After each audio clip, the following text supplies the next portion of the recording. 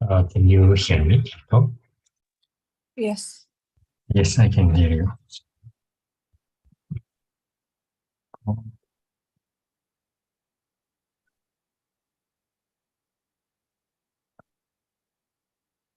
Would you give me your updates, please? Hey, sorry. Would you give me your updates, please? Oh, updates. Actually, since Sunday we haven't had math lesson because we only have 2 math lessons a week. Like Monday was a holiday, so our second math lesson is only tomorrow. You only have 2 math lectures a week. Two math tutorials a week, and Monday was a holiday. Oh, the class is always recorded. Sorry. The class is always recorded. Yeah. Right. Okay, right. So, okay, nothing on the tutorial. But even if there is, the tutorial will be on binomial, is it? Normal distribution. No. Oh, right. Okay. No. Okay. Right. So the exam one is done. Okay, I understand. So no updates. Anything else?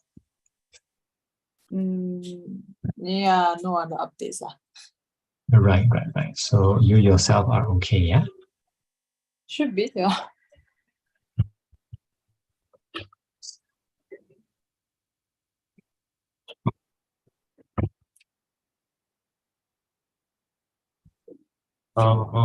You were right. So even back then you were asking questions about wait a minute. Last time we meet, what kind of question did you ask? Wait. I think I asked about normal distribution. How come it seems like a long time ago? It is on Sunday, right? Yeah. But we kind of cleared everything, lah. Oh no, you did went to the assignment questions, right? You kind of did. I think that was binomial, right? Binomial. Oh, right. Yeah, because of it. Right. Okay. Right. Then, and we cleared everything, right? For binomial, yes. All right. And then, I have one more question for normal. Then after that, I can start asking questions for sampling theory. for what? Sorry. Sampling theory. Sampling theory. I guess that's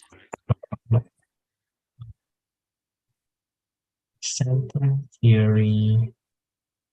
Sample theory.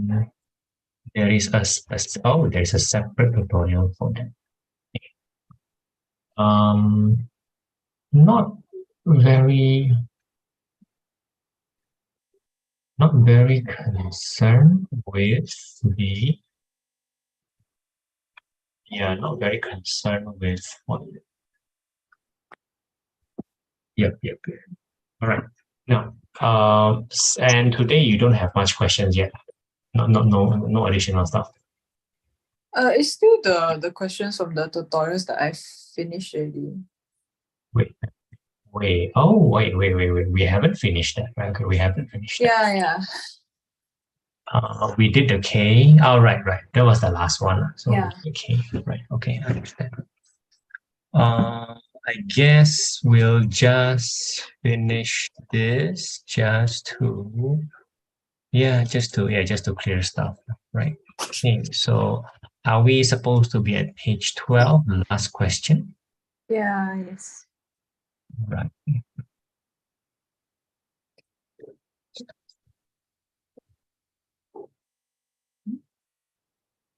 Yeah.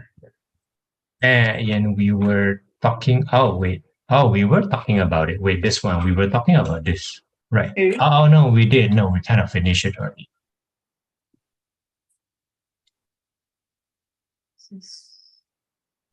We were, because you say you didn't add the $3 and you didn't add the $10 kind of thing.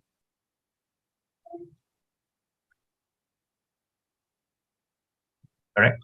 That was the issue. Oh, yeah. Yes. Right. Okay. Is this considered clear? Which one? The previous one. Is this question considered clear? Yes. Which version? Question the. Page 12 lah. Page 12. Oh yeah, yes. Okay, yeah, all right. Okay, in that case, I'll move on to the next one.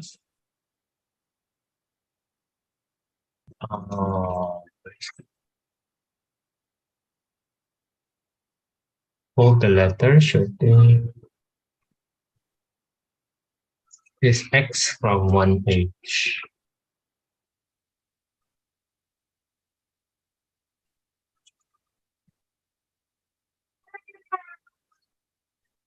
Taking time to understand the question, yeah.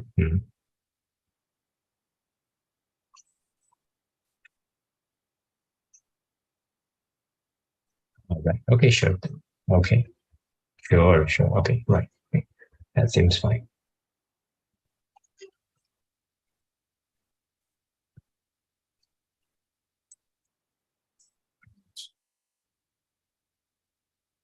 Right. Understand. Okay. Okay. Right. So for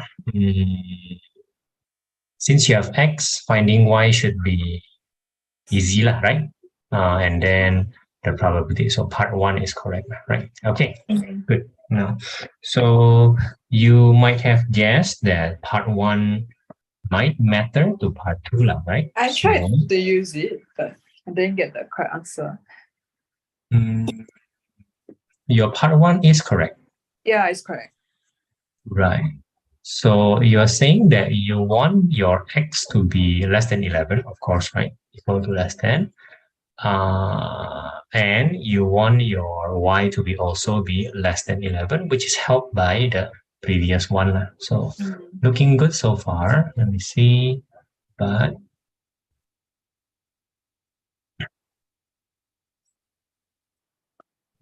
think carefully, yeah.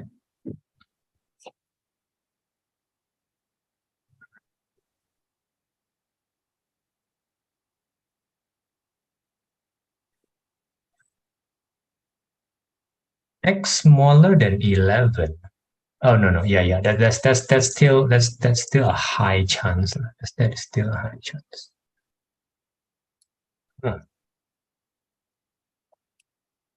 Okay, something seems off here.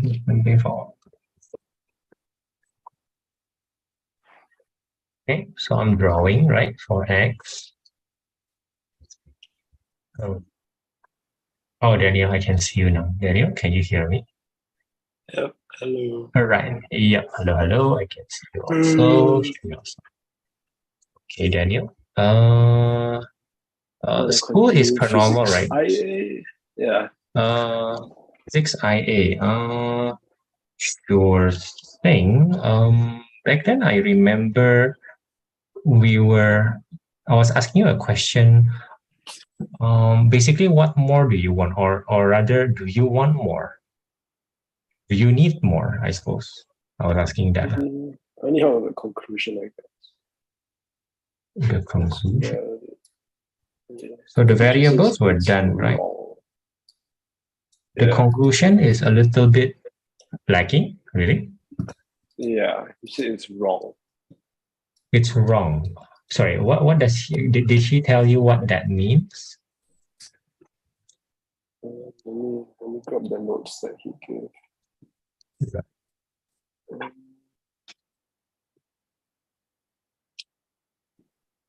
He says 34, I need to give SD increases, time decreases. I need to answer the RQ and give uncertainty all before the original conclusion. I'm sorry. I'm not so sorry. I'm not understanding it.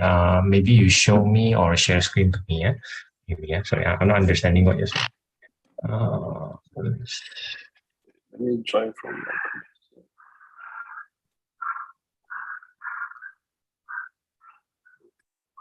Kiko, let me confirm that for part one, the probability is around 3%. Lydia. Yes. Right. So the inverse of that probability is very big lah. So it's around 97% lah, right? Yeah. Oh. So is the answer key slightly bigger than 0.72? Is that That was happening? For part Slightly B, sorry, for smaller. part two. It's, okay, it's Slightly smaller.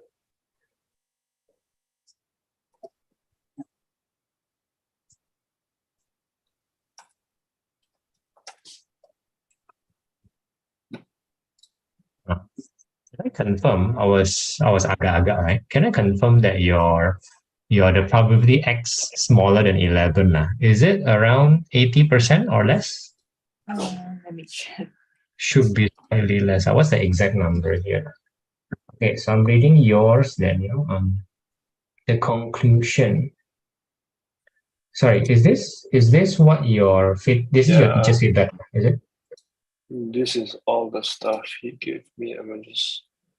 Oh, that was good. That was fine. Let me read properly. Conclusion: as D increases, time increases. You understand the first sentence, right? That's just how to word it out, right?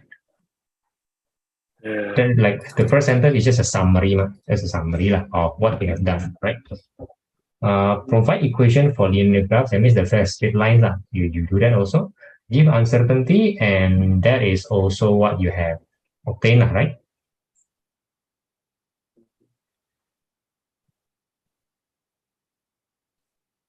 Right. So this one is not even the conclusion. This is just a summary of your finding, correct? You have to give all this before you actually worded your conclusion. I think that's the first thing he asked of you. Is that okay first? Is that okay? Yeah. Is that, right. So I'll leave the first part to you because that's not the conclusion, right? Now, so what is your conclusion? Conclusion. Wait,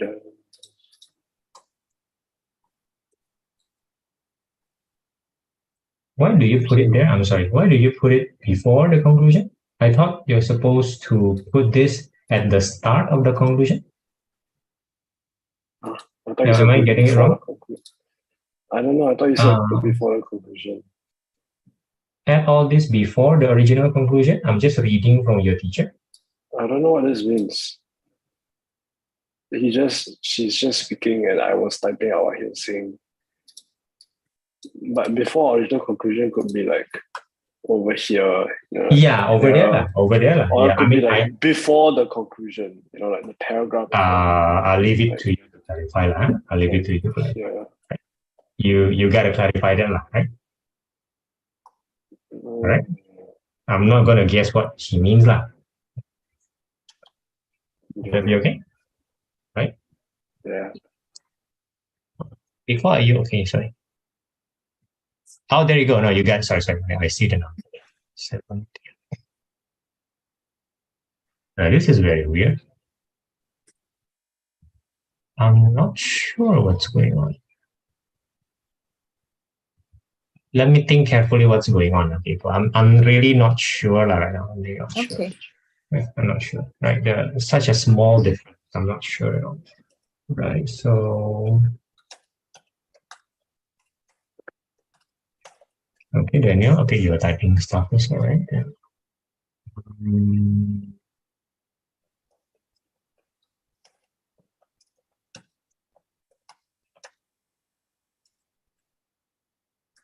X minus y in terms of x, thing. That seems fine. Yeah. So Keiko, for part 3, is your question the second one? Because the first one seems to be proven, right? Oh, yeah. All right, okay, got it. Okay.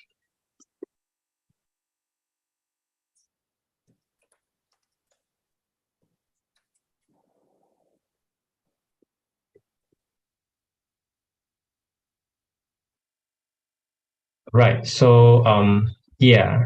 How do I explain without saying it out loud?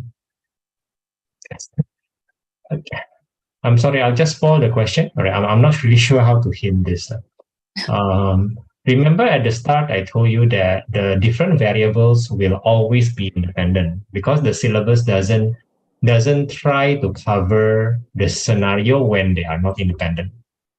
Yeah. It's Yes. it's fairly common, but they will never cover it. That is totally the explanation. This rule only works if X and Y is independent. They will say that, and you will then forget about it because you never even have to use it, right?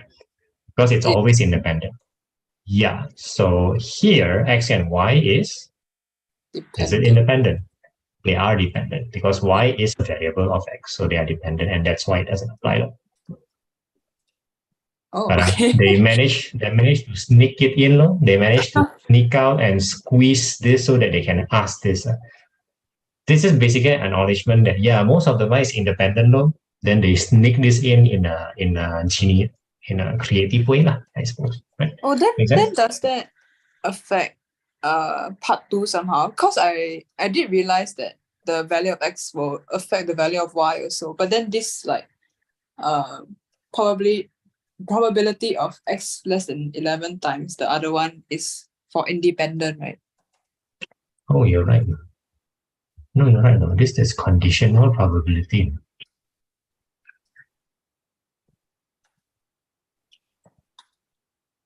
If X is already smaller or equal to 11, then Y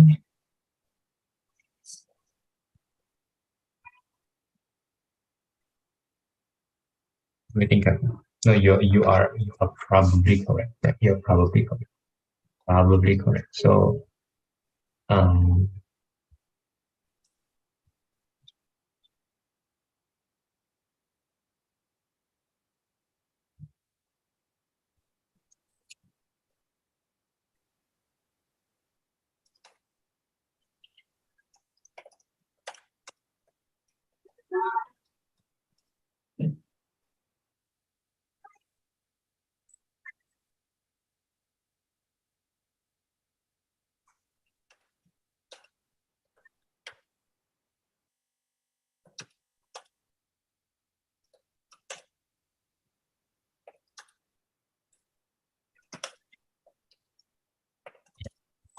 you go. Try this. You're right. You're probably right.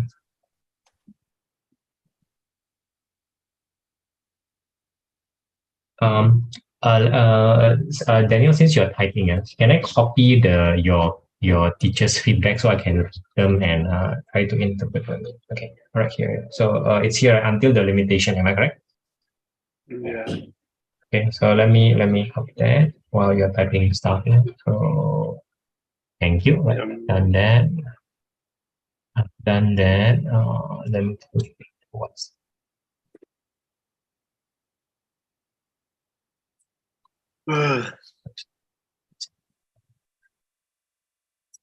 already. Please continue. So Keiko, does that help? So there's a dish. Wait, this additional limitation means what does this mean? Wait. What does this mean?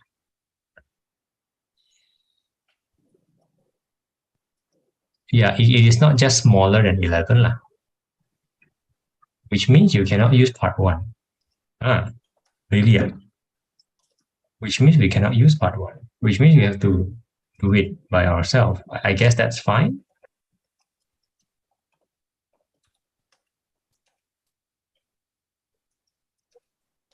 So this thing is actually probability of 18.5 and then 11, something like that. 8 point. Sorry, that's not 8.5, that's 9.5.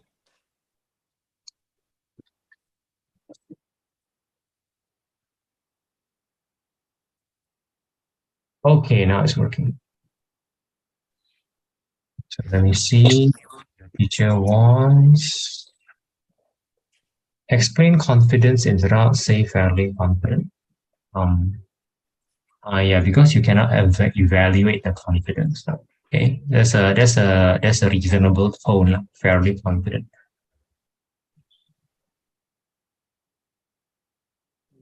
Can I just say the yeah. variance is small? No, the words are, you cannot say. Right. Let me explain this. You cannot say something is small or big, but why? It's small in comparison to something. So, for example, you're saying 1% is small, but you cannot say that it's 1% is small in your point of view, and your point of view contains a comparison. A comparison, for example, you already decided that in your point of view, maybe 5% is small. Therefore, 1% is small because it is smaller than the limit that you set by yourself. That is the meaning of your sentence. 1% is small. You cannot. Similarly, I cannot say that 1% is big because it contains a point of view that I hold to be accidentally hold to be absolute, but I cannot justify that. I cannot Okay, so justify. what do I say? You don't say your point of view, which is subjective, nor my point of view, which is subjective. You say something more objective. That means you use a yardstick which is outside of you. Something else. So, for example, 1% is small because usually it is, usually we go for 5%. Usually means in general, our standard is 5%, for example, right? Don't think that's gonna work here. Don't think that's gonna work here, right? So I think he gives you some. He gives you this one. I think he helps you answer that. No. By the way, why do you rush to 1% is small? I don't get why you're rushing there. I'm still reading at the start, and doesn't seem that your teacher is concerned with that at the start, lah. I don't know what to say. Then let's not jump to that for now, lah. Let's not jump for What do you want that. me to say? I don't want you to say anything. I want you to understand what your teacher is saying. Right. Because she seems to be the one determining your marks. So I guess that works, that matters, right? Okay. What should I say here? I'm not sure what you want to say here. I'm not sure right now. I'm not going to say it for you, by the way. By the way, that's not how it works. I'm so sorry. I'm so sorry, Daniel. I can only give you suggestions. I don't type for you. Sorry, that's my bad. Give me suggestions then. I can probably give you suggestions, but I will probably interpret your teacher's suggestions first, lah. Probably better, lah. Probably better.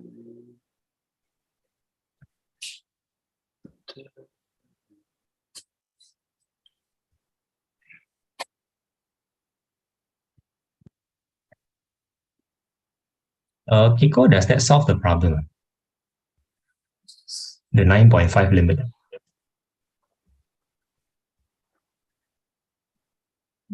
Explain confidential self-and a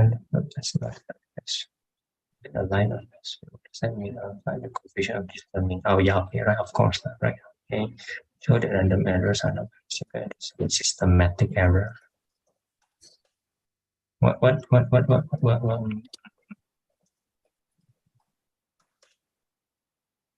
Yeah.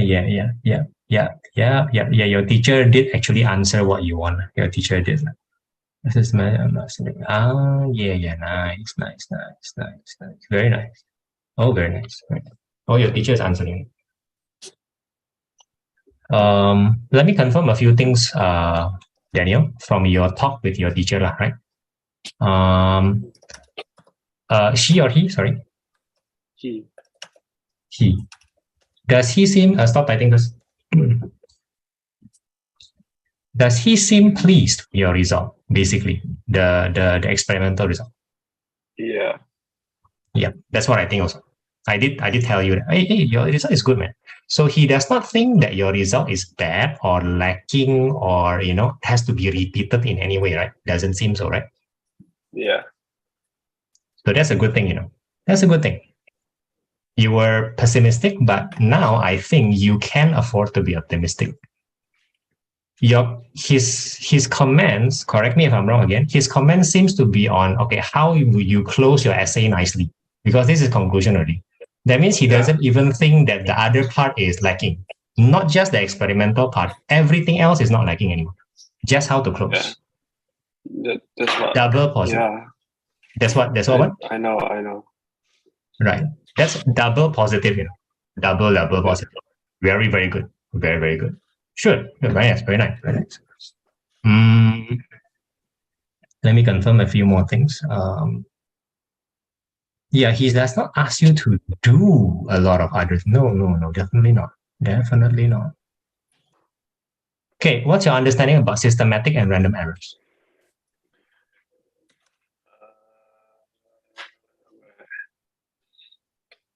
I mean, I've mentioned them above. No, in your experiment. Let's apply. I've mentioned them Wait. here.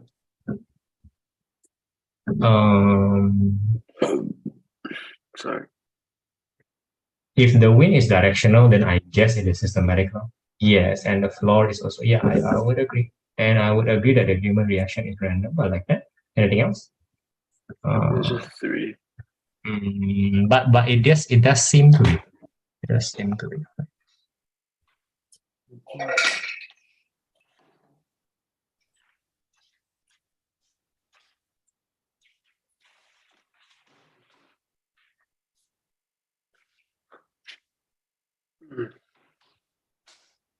Didn't shrink it a lot. Wow. Okay, cool. I'm a bit doubtful, but let's try. This seems to shrink the number by a lot. Oh goodness me, that's a lot. Oh no. Oh wow, that's not gonna work. Oh wow, this is not gonna work. Yeah, I don't think it'll work. I'm not so sure right now. Okay, that means I'm not so sure. What's going on here? Right? If you don't mind, we move on to the next question. Yeah, I don't mind. Right. So for Daniel, now let me confirm, Daniel, when your teacher say 1% compared to 1%, right? That 1%, is it the 1.5 versus 1.518? Is that the 1%? What do you mean? Compared to 1%, where did that 1% come from? I don't know. Can you ask your teacher? I don't think he remembers. Then I suppose I cannot help you anymore now, because that is how I did mention that you have to compare with something, right? There. He also mentioned that 1% shouldn't be random. 1% here. Why don't you ask him? Is that 1%? The 1.5? Is that one? Yeah, is it that one? Yeah, it is 1%. Okay, all right. There's only 1% in my entire essay. Okay, so you're sure, yeah? There's no other 1%. All right then. Okay, so compared to 1%, see which one is more significant. Oh yeah, nice.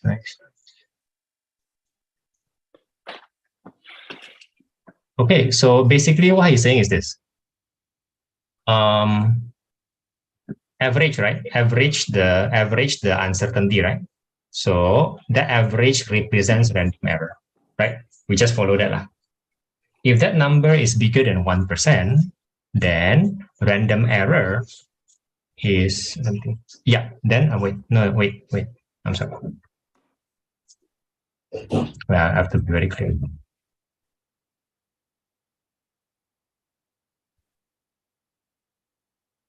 Everything carefully. For now, well, think about it. For now, if you do this, average the percentage. Just follow what I'm saying. You'll get a number. It's either bigger than 1% or less than 1%, and that will be our final conclusion. That seems to be what he wants. He wants us to say systematic more significant or random more significant. That's what he wants to say. And then we will be able to improve upon it. That will be the end of conclusion, and I think he will be very happy with your essay if you do that. If you don't do this, to be fair, he's probably already quite happy. Probably. So I think it's just a matter of a good essay or a very good essay. Oh yeah, you're not very far from a good essay, right? Give me time. I'm just thinking about which one is which. If it is bigger than 1%, what does that mean? Can you There's do what one is that is the Yeah, you're doing this. Yeah. So the average between 3.9, right? The average of 3.9 and 0.6 lah. The average is around 2% something lah, right? Percent something lah, right? You put that in your conclusion because that's a very easy thing to do. And then let me think for a while. What does that mean lah? Let me think for a while, right? You can also find the coefficient of determination R squared. That's just from the you just do everything what you say. This is very easy to achieve. Very easy. What's asking you to do is very easy. Right? Can you do that? Well, I think about the final conclusion. Okay. If you have doubts, just ask me lah. Okay, I don't understand what he's asking me to do. Let me help you lah. Right. So Keiko, the question 8, right? Blah blah blah. Okay, what's your question here? Oh, this is no, this is not something.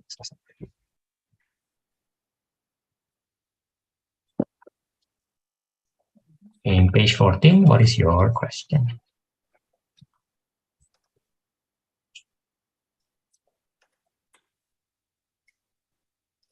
Is it CLT? How to say? Mm-hmm.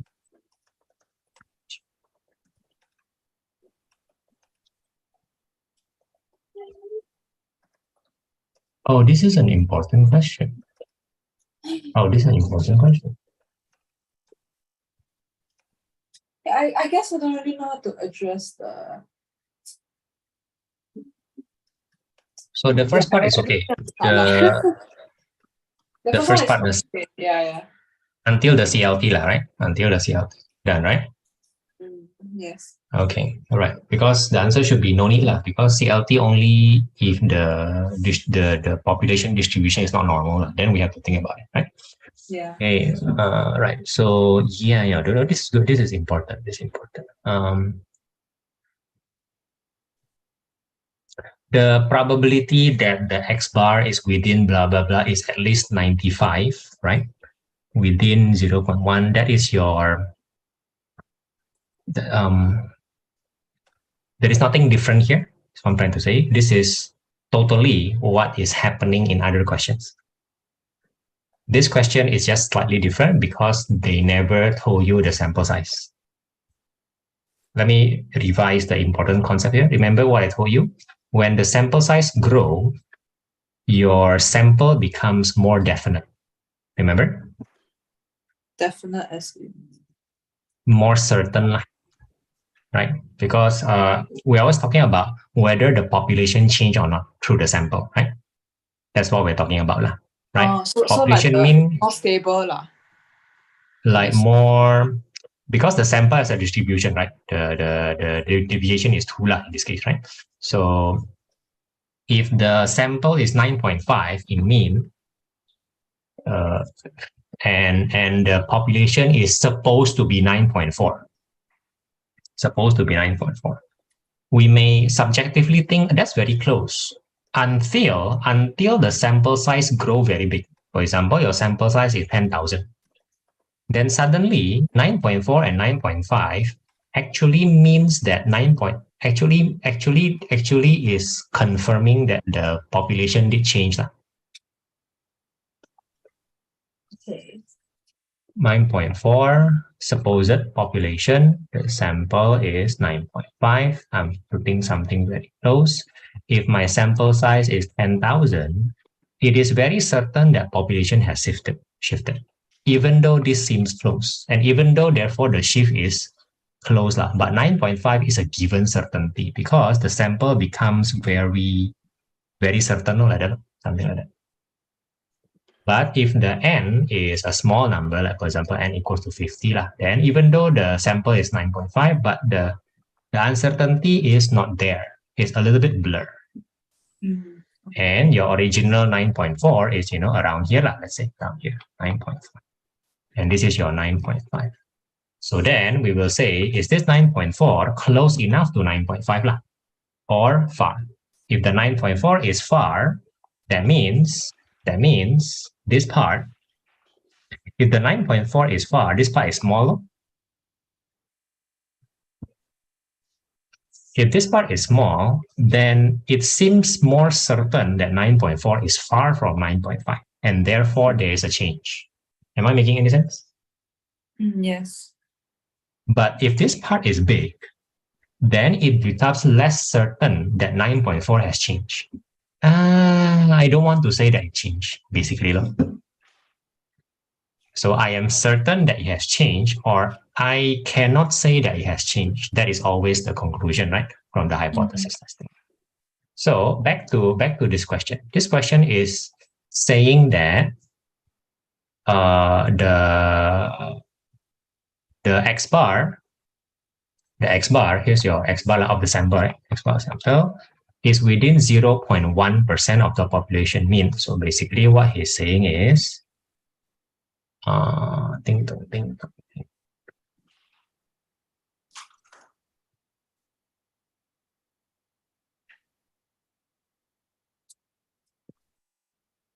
probably I should skip this. I probably should skip this now, right?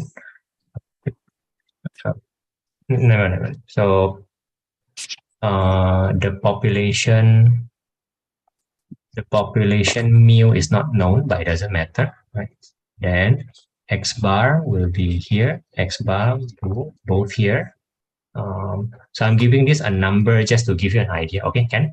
Just to give you an idea. Let's say this is 10, so this can be 10.1 and this can be 9.9, right? And then this area is 95%, 95% or more. Okay? Okay, yes. Because as this area grows big, this area grows small, right? Remember, when this area grows small, it is kind of easy to conclude that it has changed, something like that. Yeah, no. Probability and essence reading at least.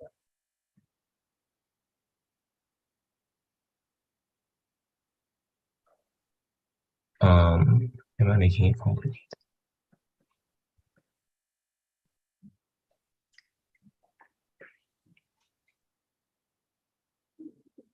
But yeah, anyway, please proceed this way, because by this drawing, you should be able to get an answer already. Is that possible for you to try? Wait, then.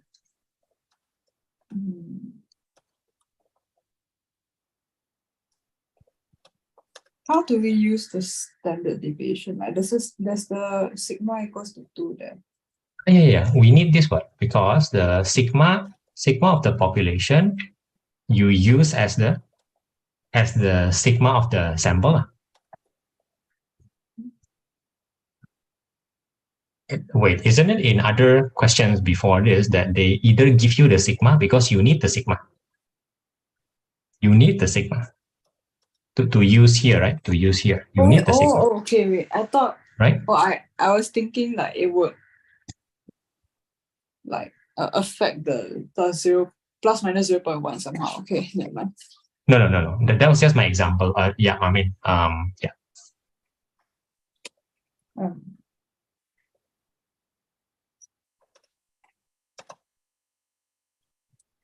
No, it won't. Those are the limits only. Back to you, Daniel. Now, Daniel, currently, do you have any problem giving what your teacher requests? It's all highlighted, the questions. Right. Do I need to put the equation of linear? This is a conclusion only, right? Inclusion. Okay. Because they seem, yeah, I think you just combine it. So the average time to fall decreases linearly, right? According to, I will just write it, according to this equation. Yeah, but I haven't derived it anywhere else yet, so I just like push it in. Oh, no. Therefore, you must put it upstairs, but you also mention it here because my feeling is that this is just summarizing what you have found upstairs, which means you have to have found it upstairs. Yeah, but I haven't. So I should put it upstairs. So. Then please do so, because whatever apps you use to find the line, the apps will give you the equation 1-1. Right? You can just copy paste from the app. No, From the what? how did you draw the line? Some sort of program gave you that, right? Mm, The where would program I that put gave it? you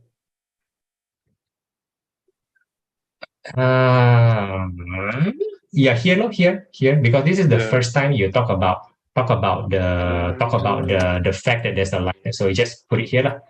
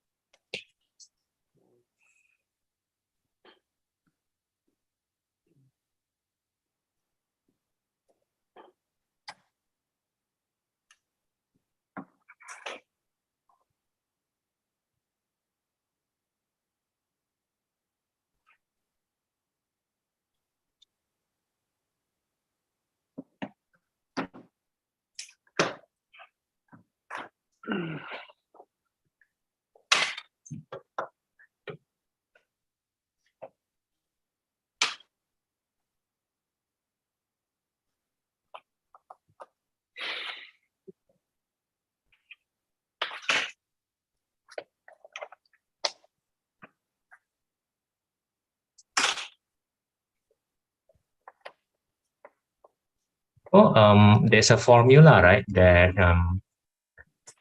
changes the standard deviation according to the n, right? Correct. The standard deviation of this graph that you're supposed to thinking is gonna depend on the two, right? But also depending on the n, right? Like this one, is it? Yeah. That thing. Yes, that thing is what I'm looking for, right? So you put the two here, right? But you put the n here, which is what you're trying to find.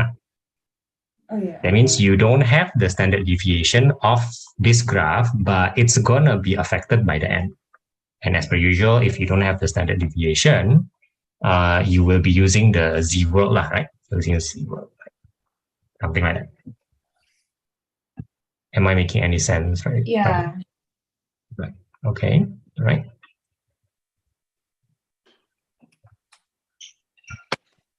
Yeah. So it's not plus minus 2 lah, but plus minus 2 square over n. Right? Yeah. That's it. Can I help you right now, Danny? No. Okay. Then let me go back to thinking. You currently have 2 point something percent, right?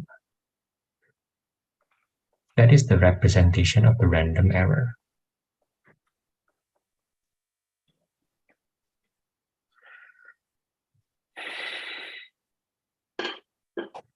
Your error is currently 1%.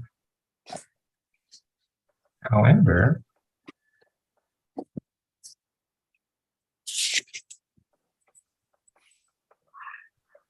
that is not an error. That is the limitation.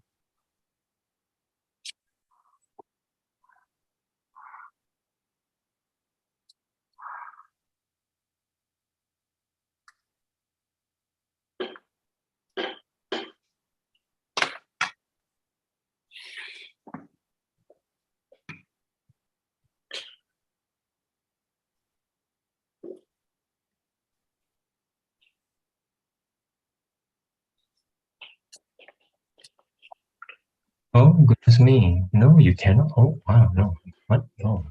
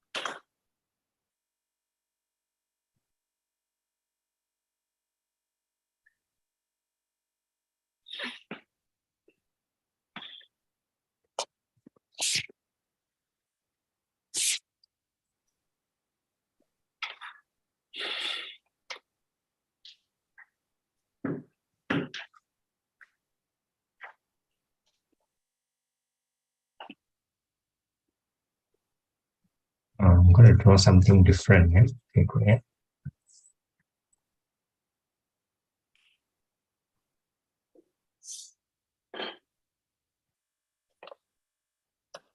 I'm drawing what you're drawing, but I'm putting emphasis on something. Oh dear. Okay, I think we're clashing with each other. Yeah, so I'm going to erase first. Yeah, to help me for stop for a while. Okay. Okay, I'm done. Thank you.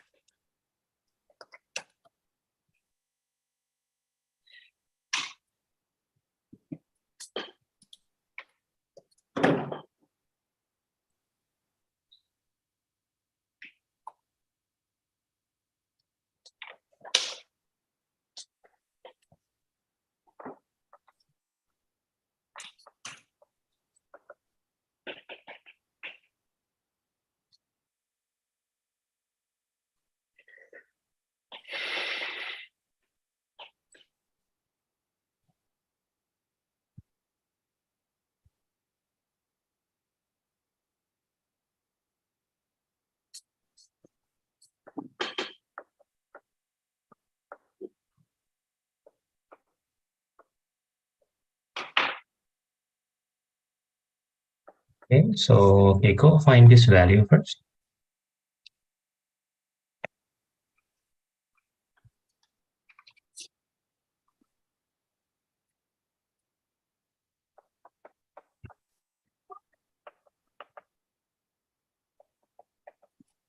Daniel, can I help you so far? No. Right. I'm still thinking about the final conclusion. Mhm.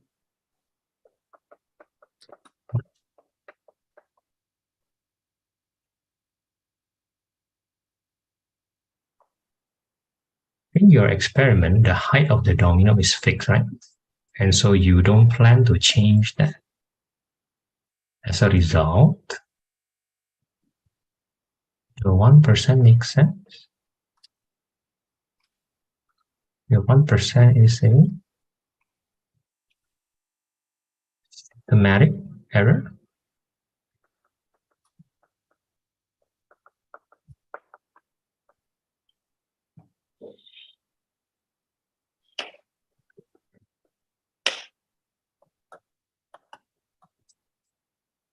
Yeah, there is definitely the random error, yes, yes. So all your randomness.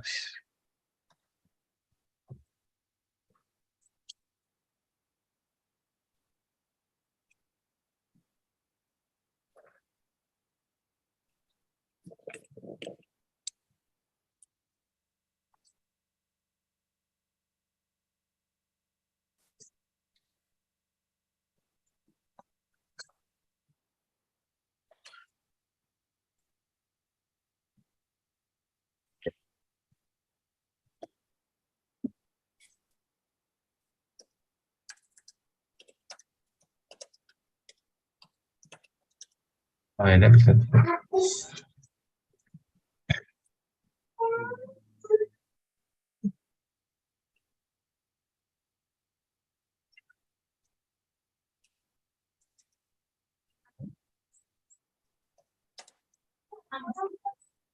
I'm not sure why you write X bar there, but this is clearly mu plus 0.1.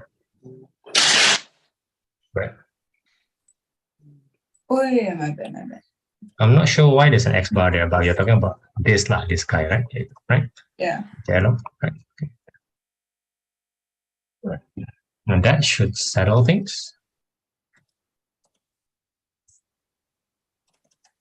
The number doesn't seem to be correct, but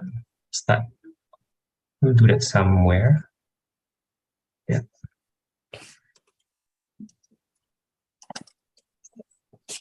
Yeah, the number doesn't seem to be correct, but at least we're somewhere here, right?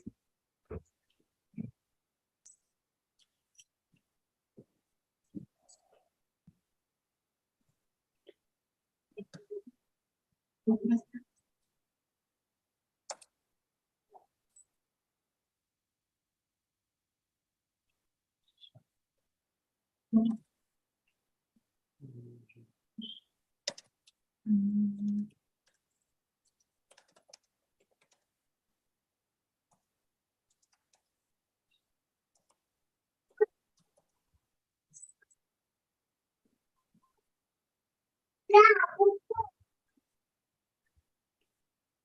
Yeah. So again, Keiko, it's clear that the answer is not that. So I think this two is your final question. Right? So Should be, yeah. there is no other question. So After this, wait, I think hypothesis testing still have some. This one And- is from and the put- sampling theory. this is sampling theory. This is hypo. Okay. Yeah. Okay. Right. Sure. I mean, it is a good question. Don't mind that.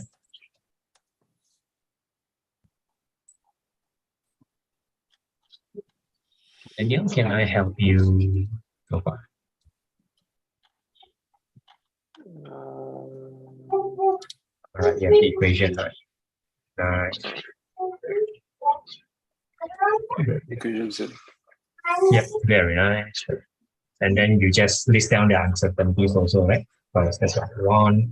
And that's So the what? the uncertainty. If uncertainty. The uncertainties of this guy is this, the uncertainty of that guy is that, or rather the average uncertainty, I think. The average uncertainty of this and that. And then Talking about Murray is great lah, your song is done. Yeah, from this thing, right? Yeah. From this thing, right? Yes. so you want me to find the percentage uncertainty or the just the uncertainty for T average or D naught or what? What do you want? I don't know. Your teacher seems to say give uncertainty. Okay, no? So not percentage. No?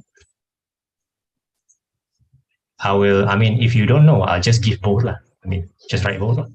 This is this in how many percent, this is this in how many percent. Done. Finish up. Give me a second. Sure thing.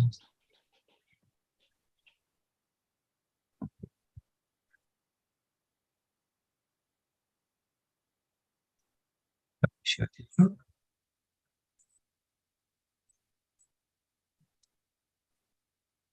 People, just to confirm, are you putting in another question here?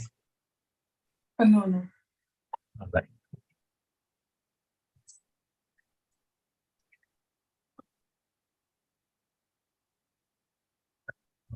Nico, if there is no other question here, do you mind if you list down for me the exam schedules for the 7 exams, the one that you say will be happening in the next 3 weeks, if you Okay. don't mind. Right.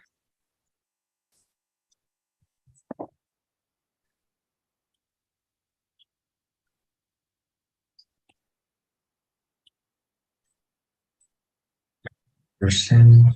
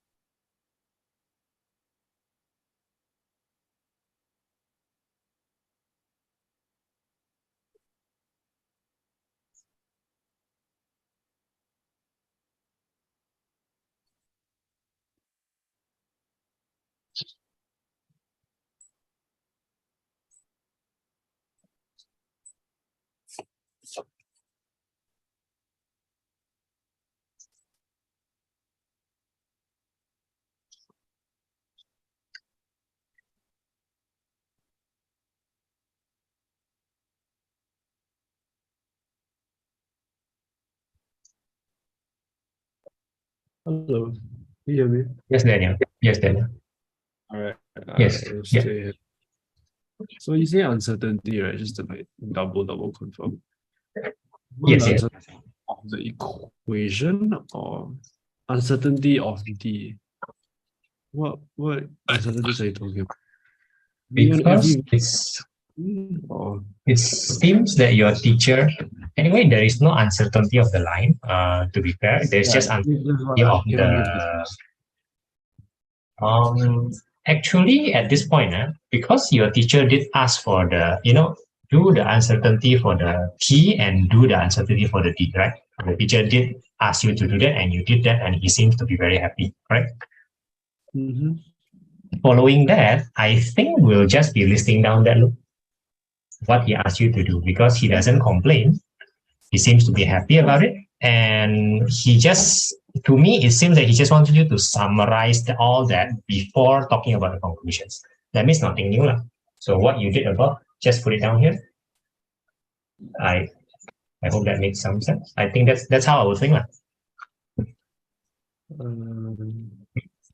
So what? So the risk you can do right now is say, the uncertainty of T is this, the average uncertainty of T is this, the average uncertainty is that, and then just leave it for now. Just leave it. We'll fix the sentences later, but that seems to be what he wants. This thing, look, the average uncertainty of the T is 0.035 plus minus, which is how many percent?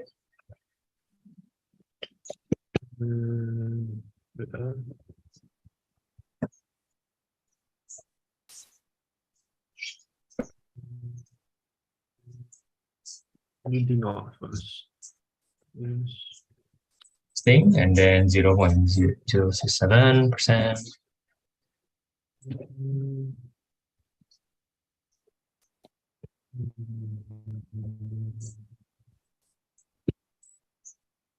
Say that.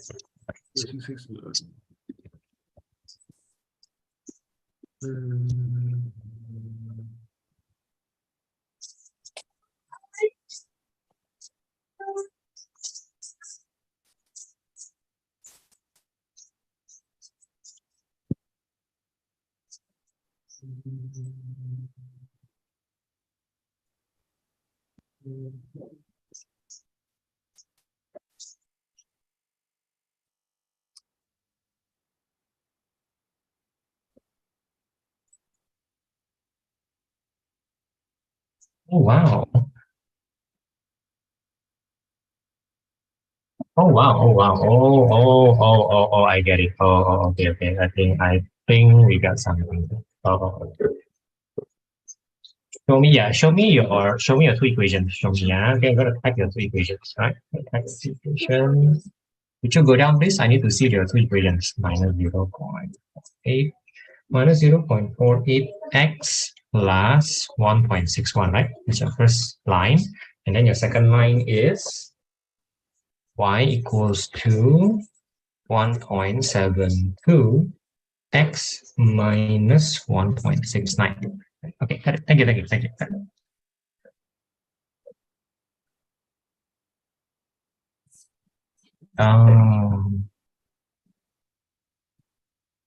It doesn't change anything, right? Which is very weird. It does not change anything. That's so weird.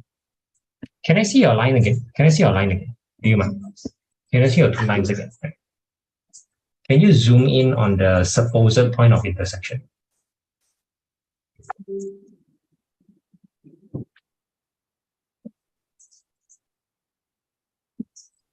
Okay, right. Okay, I'm going to copy that into the Jamboard. I'm going to ask you something because something has been bugging me. I think I know why. Okay, so just a minute. Give me a minute, yeah. All right, I have copied your graph. Thank you. All right, later go to the Jamboard so I can confirm something. Right. Jamboard, please. Jamboard, very slow today.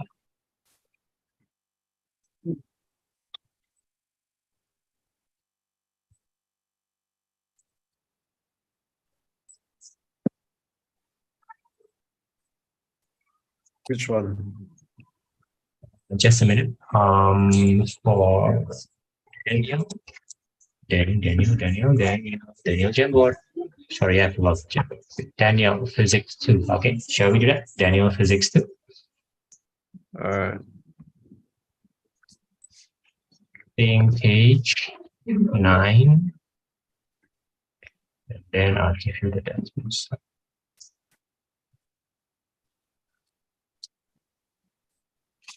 You making a page or your mimic? I'm already putting in something in page 9. Okay, are you with me in page 9? I don't see any. Are you sure Daniel Physics 2? Yeah, physics 2, Daniel Physics 2. I don't see you in the Jamboard. Maybe you're using different Jamboard, but I think there's only one Daniel Physics 2. What page are you on? 9, right? 8, 9. 9. Yes, I'm at 9. But the thing is, I don't see you in. I'm on it. On it, the Jamboard. Oh, so weird. Do you see me in the Jamboard? No, I don't see Because it. you. Okay, we might be in different Jamboard. Is that? Are you sure you're using Daniel Physics 2? Yes. And the now you're in. Oh, now you're in. Okay, the system's Yeah, in. now I see it. Okay, if you could go to page 9. Elliot, oh, there you go. Okay, Elliot and Kakak Brian, I can see both of you. Can you hear me? Yes. All right, thank you, Elliot, and thank you, Kakak Brian. Elliot, just to confirm that the exam is next week, right? Yeah.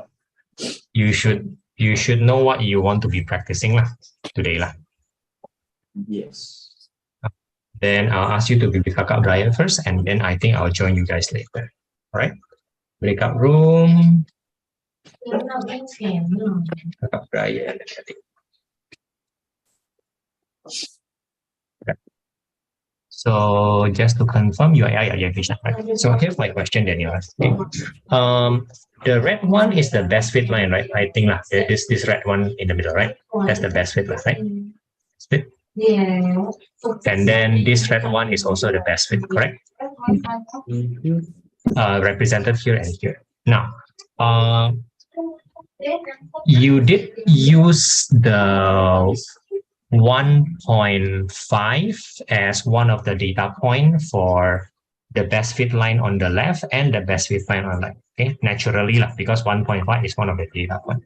Right? Yeah. So far, so good. But you do notice that the best fit line does wobble a little bit, right? He's trying to fit every data in, so he should go up and down a bit. The red guy on the right also should go up and down a bit. My understanding is when they do that, they therefore not necessarily meet at 1.5 because one shift a bit here, a bit there, one shift a bit here and a bit there in the effort to best fit everything. They should not meet in 1.5.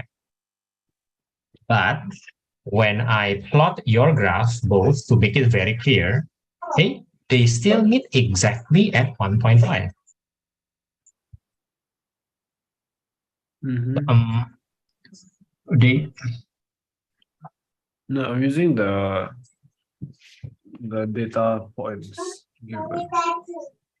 Correct. You are using the data given, and you're asking the what did you use to plot the best fit line? Is it Excel? Is it something else? Yeah, Excel. Excel, right? So Excel can do a best fit line. The one I'm sure, and they're good. So best fit line simply wiggle between points, right? In order to fit every point. So for example, look at the Jamboard here. Like this point is not exactly on the line, right? Not exactly, because best fit means I gotta wiggle between lines, right? This point looks like it's in, but this point is definitely not in, just a little bit different. So the 1.5 point is very, very unclear, but sometimes it is in and sometimes it is not because of the wiggle of the best fit line. Am I making any sense, right? Yes, yeah. And same thing with the right one. So wiggle. By right, the 1.5. Am I making any sense right now? Yeah, by right, you don't necessarily, for example, I'll give an example. The wiggle on the left, right? So let's say I wiggle like this. I'm making it very extreme. Let's say I wiggle like that. Okay? Obviously, that's not a very good wiggle, right? But there you go. That's my wiggle. Then my wiggle on the right is also, like that. My point is, it kind of shifts away from 1.5 log, that can happen lah, because of the wiggle wiggle. I make the wiggle wiggle smaller, something like that, smaller, and the yellow more reasonable. See, I might actually get this point as an intersection. You get my point, right? Get my point. Now, why am I making a big fuss of this? Is because this point, the new intersection, is supposed to be your real turning point. This is supposed to be the turning point from the experiment and not 1.5. It is the result of the two wiggles. This part has never been talked about. This is new, and I think I'm correct. If not, why bother wiggle wiggle? Why wiggle wiggle if you already decided from the start that 1.5 is the turning point? If I hope that makes some sense. Like the wiggle wiggle should have given you a slightly different intersection, and therefore that kind of should be our real turning point. All right. When I plot the wiggle wiggle, it is exactly 1.5. At this point, I'm not sure whether I'm supposed to be happy or I'm supposed to be puzzled, because I don't think that should be the case. But No, I'm saying that I use to get the gradient, right, of the best fit. Because it doesn't give me the exact data points, so I just use stuff from figure 3. You just use what, sorry? I just use from here this data.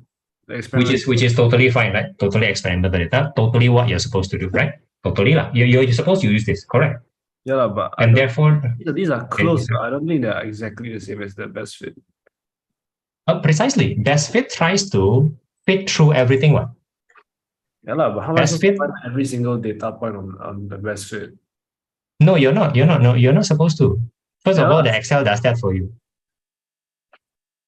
Huh? Oh dear. Daniel, I'm not saying that your result is wrong. What are you saying? Oh goodness me. Never mind. Every time I try to discuss, you went to the defensive mode. No, never mind. Just know that I think your data is incredibly positive, is what I'm trying to say. Now, just to sum up everything and what I'm supposed to say, yeah? Here, I think you should add one final thing to your analysis. This is not your conclusion, this is your analysis, okay? In your analysis. In your analysis, you shouldn't say that 1.5 is your turning point, because that's something that we decide before the best fit. You should say that after the best fit, I intersect the two best fit line, and I arrive at the 1.5 as the turning point. So happens that's exactly the same as what I started with. That's just so happened. That's a happy coincidence, right? So that you're very clear why you best fit line. That is the purpose of the two best fit line, to find the real turning point, and that has not been addressed. That's what I'm trying to say. Okay, and that doesn't seem to change the positiveness of your experiment. Totally great. Okay, right. So no discussion. I'm just giving you my input here.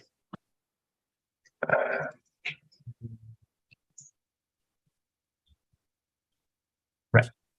So sorry, Keiko, I can see you for me. Today, the test started. The test has started.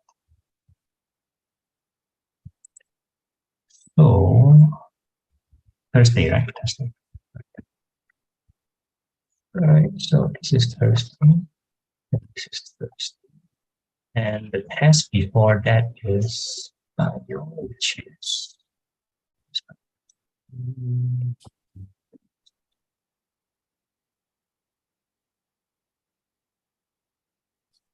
there. Oh, electrochem. What? You mean there are 3 biology tests? No. I'm sorry. That's chemistry. Oh goodness me! Wait. There are 2 bio tests and 3 chemistry tests. That's what you're saying, correct, Keiko? I guess. Yeah. Oh wow! And this is on Friday, right? Okay, understand. And then there's a weekend, and then 18th of May is Thursday, right? Good. No, the schedule is quite good. Okay, so I'm not complaining. Okay. And there's a lot of shift. Okay, good. Okay, then to clarify, Kepo, my next question is it right here? Yeah, okay. So school is still going on normally, as in your tutorial and your class is going on normally. Am I correct? Yes. So when you say this is disruptive, you're saying for the exams, which seems to test you on something totally off your school or real tempo. That is what you mean by disruptive. Am I correct? So can you repeat that again? My type. Right. So you're saying that the 7 tests are disruptive. Yes. Okay. Why is it disruptive? If you can tell me. For you, why is it disruptive for you? Like I feel like I'm someone who needs to take my time to like properly revise the content. And I also have to focus on tutorials. Correct. So basically, if only the tutorial is what they are testing, then no need to, that's not disruptive. Or is that true? I'm sorry, is that true or not? Wait, what do you mean only the tutorial is what that is? So I have to revise this, these topics, right? Yeah. Hey, but my tutorial is the same topic as the test. Let's say, let's pretend that's true. Okay? So does that mean that the test is still disruptive for you?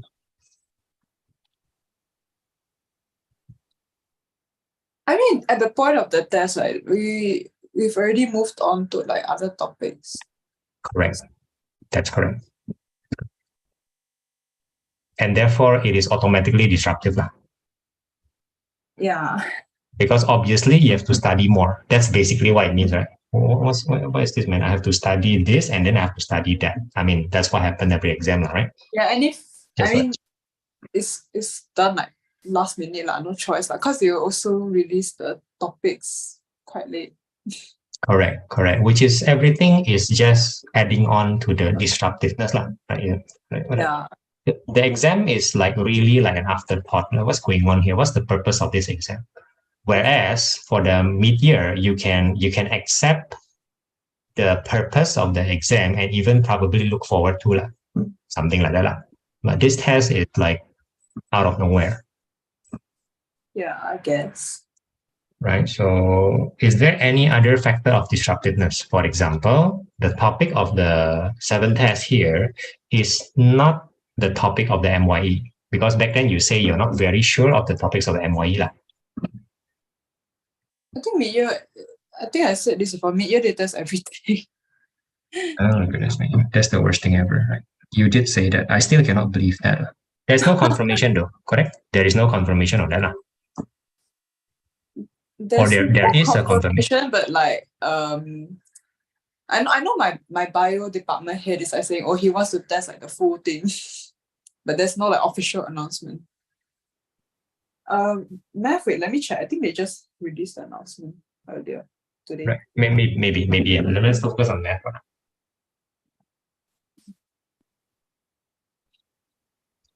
Are you okay, Daniel? Yes, I think so. Right. I've done everything that needs to be done out there. It seems so, right? You did. Yep. Okay. Right. I think you got most of the stuff and only the conclusion. Right? What can I expand on this paragraph as short as it is? Okay, that one. So we are at we are basically trying to conclude, right? Right? So first things first. Explain why you're confident in your results. The confidence should wait. Your teacher don't say, right? It just says say fairly confident. There. Actually, I think he explained. I'm trying to read his mind through your writing. So apologies if he gets it wrongly. So your teacher says something like this. Can say the point is accurate, not the graph, right? Can only talk about and conclude from the turning point, right? Okay. So he agrees that we should talk about the turning point. And I also agree. And that's why just now I kind of work out I feel that there's a problem. I thought, okay, I think the real turning point should be the base on top, right? So your real turning point is currently still 1.5, which is great. And it is very comparable to 1.51. Okay, so you're fairly confident it's not there. You simply say at that point, hey, my real turning point from the practical side is 1.5. Yeah, that's what you say on top. And in comparison to theory, it is within 1%. You just say that very objectively, and you don't have to say that you're fairly confident or fairly not confident. You don't have to say that, because you say that after you compare with the random error or some sort of systematic, which is after you compare with that, then you can say that you are fairly confident with your result, which is to say that the experiment corroborate the theory lah. They seem to corroborate each other. That is where you say, which is like totally at the end. Do you understand what I'm saying? You don't say it at the start. You don't.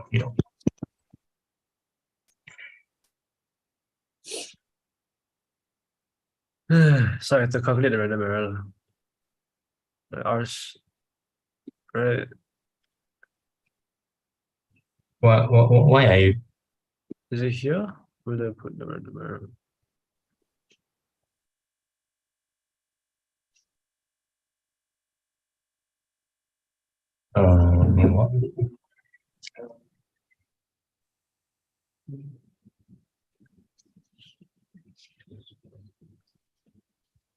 We are not in the same frequency. Yeah,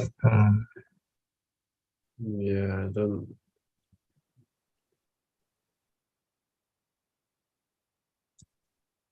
Maybe you are tired. Maybe you just don't do this today. Maybe. When do you have to submit this? In 2 weeks. Right. Seem to have a lot of time now. So can we just call it a day today?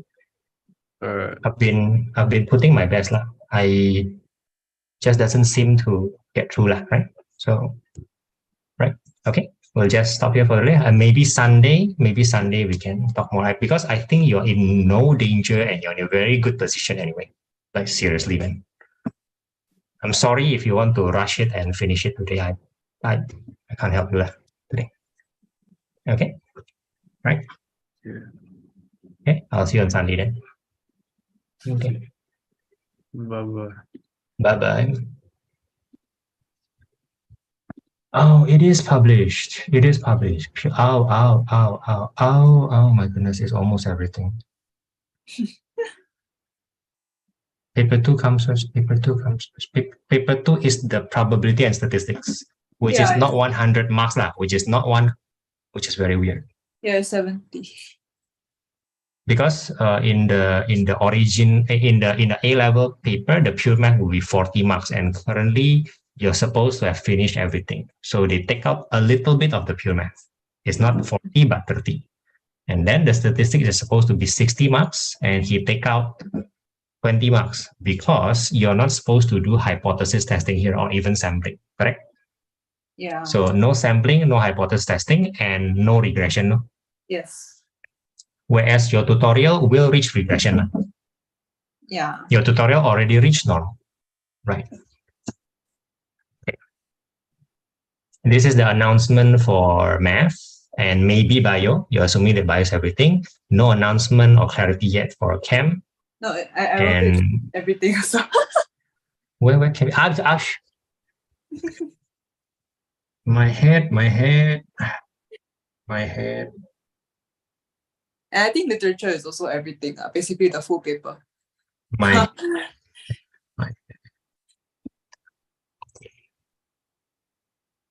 Are you comfortable right now if we talk about the strategy and approaches here? Then you can have some option. Yeah. So you have some. What I'm trying to give you is that I give you as wide option as possible in case you think there's only one option. Okay. There's only one approach to do things. I'm not trying to confuse you. Far from it. I'm trying to find a better solution for whatever is happening here for you. You have to decide it yourself, but I'm trying to do that and so that you don't just go through that one way. Right? To be fair, whatever you're trying to do might be a reasonable approach. You are a reasonable student anyway, and you are like way more prepared than the school tempo is, which is like your school is very, very, it's less organized than what. It's not very helpful. Let's just say your school is not that organized, right? So you are ahead of it. So whatever you're trying to do is probably already reasonable. I'm just trying to improve upon that, right? If it is possible, right? Everything to your decision, yeah. Remember that. And then I'm also trying to aim for something else. I'm going to tell you my aim. My aim is I don't want you to be fatigued at the MYE. Because my guess is if you're trying to do what you want to do, you will be fatigued. You will burn out. I think so. It doesn't happen, correct? Eh? You cannot just study everything in 1 month. That's not true, because studying is only 1/3 of the preparation.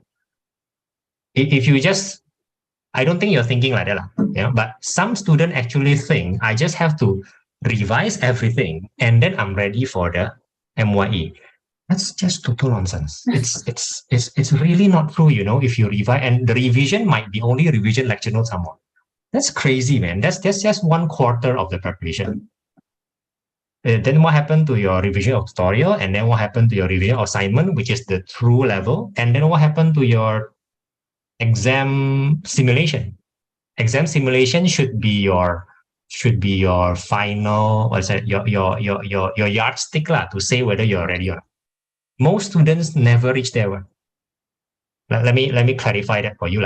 Most students in A level did not reach the yardstick of exam simulation. They just don't. As far as I can tell, most try to reach the level of summarizing everything. As far as I can tell. Crazy. It's crazy how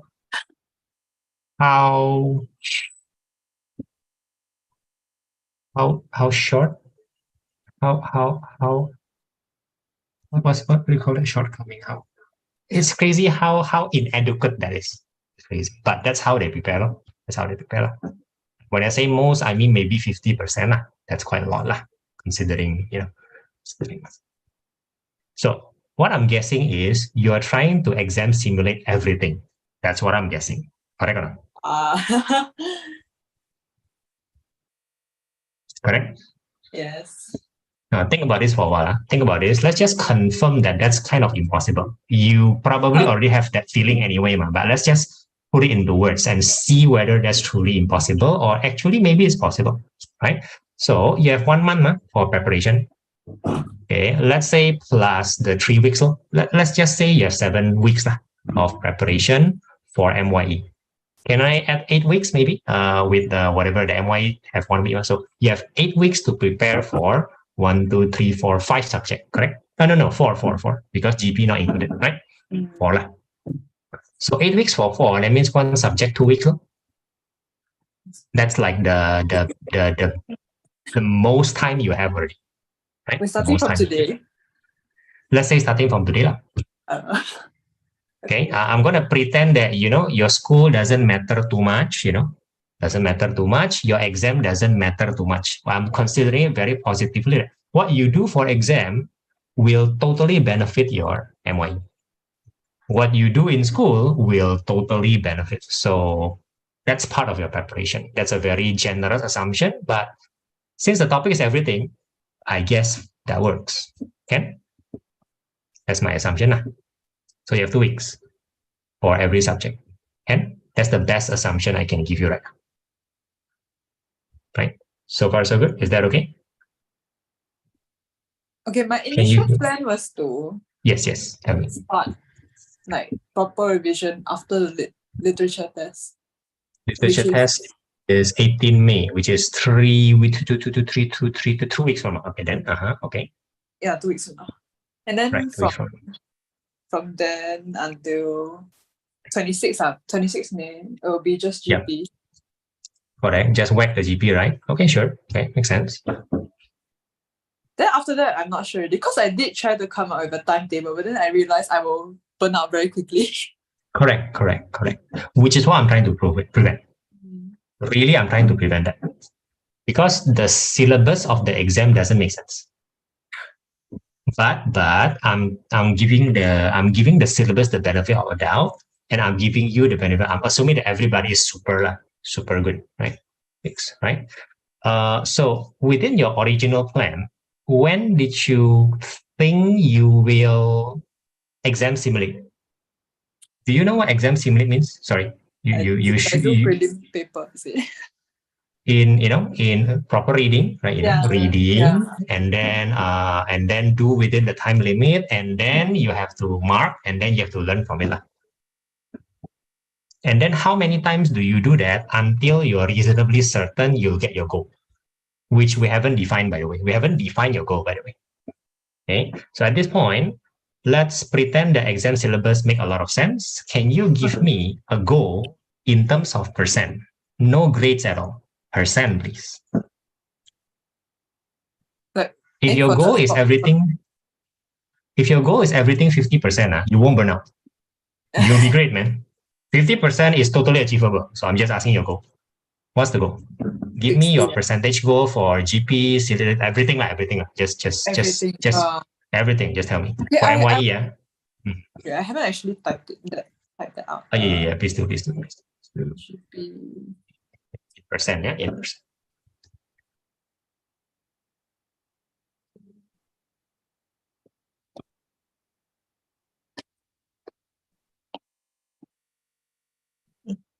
Right.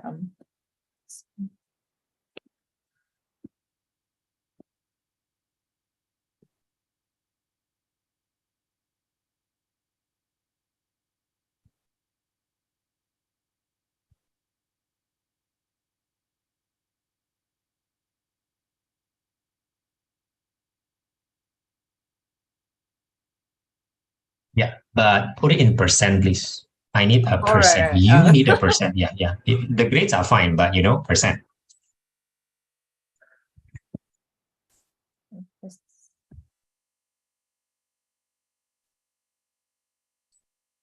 NYE is going to be in July, right? July, and then July, August, September, October, November, right? You start at November, right? Yeah, November, A-level. Yeah, no, A-level starts at end of October, right? And most of your papers will be at the start of November, something like that, right? I know GP starts on 6th November. I forgot when the practical takes place. What October? Sorry, what October? 6th November is GP. Yeah, correct. So the earliest that papers will start is at, I'm pretending that practical doesn't exist. Practicals is not very disruptive. It's kind of okay one. So 60, math. Okay, decide your math, please. Just decide your math. Make a decision on a certain thing, certain level.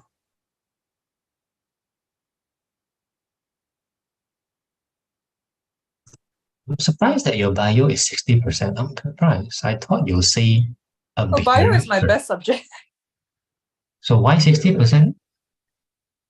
I can't believe that your bio aim is lower than your math. Really? I mean, you can do that. There's no problem with that. That's a good strategy. But I need to confirm why you say this. Why? Because this feels like you're going to focus a lot on math and bio not a lot, and that will be fine because you can catch up with bio very fast. That feels like that to me. Is that what you're doing? Actually, that's true. What is this? I'm not very sure why. That's true. Let me put it another way. Let me put it another way. Let's say you don't have time to prepare for bio. Only your 5th May test, your 8th May test, that's bio, and then you don't get to prepare for bio at all. You'll see bio at the NYE, which is, I don't know, start of July, right? So 2 months from your 8th May bio practical test, you will do bio paper, maybe paper 1, paper 2, without any preparation at all. Let's say that's the case. Can follow me? Can? Okay. How many percent will you get for your bio if that's the situation?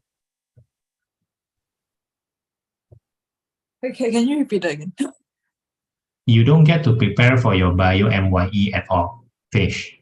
How many percent will you get? Let me put it another way. I'm dropping your MYE bio right now. You're going to do it tomorrow. Pretend lah. Then paper 1 and then the next day paper 2. How many percent will you get?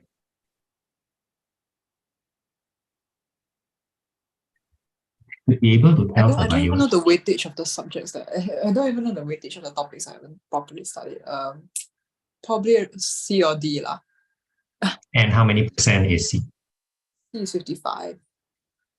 55%. So you'll pass lah. Basically, you're saying you'll pass. 50%. Yeah. So definitely the 60% smells like no preparation for bio at all. You get what I mean? Correct. Because without preparation, you get 55%. I am reasonably confident you can get that lah. It's bio. Chemistry cannot say lah. Chemistry cannot say. Math definitely cannot say. But bio right now, no preparation, 55%, maybe. Okay. So okay. 60% smells like that. That's why it's not. Oh, you're not going to prepare for bio, so you're going to spend more time for math and chem. Okay, I can take that. I'll take that. That's fine. That's good. Less fatigue. I like that. That's already a strategy. That's a strategy. I like that. But now you're increasing bio to 70%. Then let me ask you again, what are you trying to do? I mean that has always been my aim, but I haven't been able to like push it up to the 70%. Mm-hmm. It has always Then been like this. hovering around like 60, the high 60s. Higher 60 is good lah, right? You're just I mean, yeah. pushing. So 70% is like pushing a new limit lah. You're trying to push the limit. Okay, I get it. At least I get the meaning. I totally get it. Okay, good. Now, would you please write that down? The meaning is important, you see. Because later on in A level, I'll tell you what 85% means. I'll tell you what 90% means. There is a meaning to them. They are not just numbers. It's very wrong to view them as just numbers. So you write down, you just type lah. Type. Okay, so 70% means you're pushing, you're breaking a new record, right? Something like that. Yeah? You're breaking a new record. Okay, I get that. No problem. I like it. Now, you tell me what chemistry 55% means and math 70% means. If you know what they mean. If you don't know, just tell me also lah.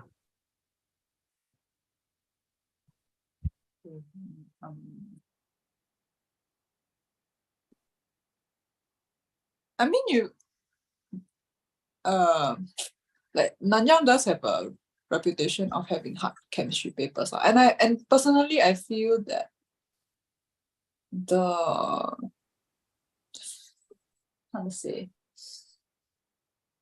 foundations of chem, the foundations are not that solid yet for me. Fair. No, that's fair. Definitely fair. Very fair. So what does 55% mean? I would like to aim, sorry. So go ahead.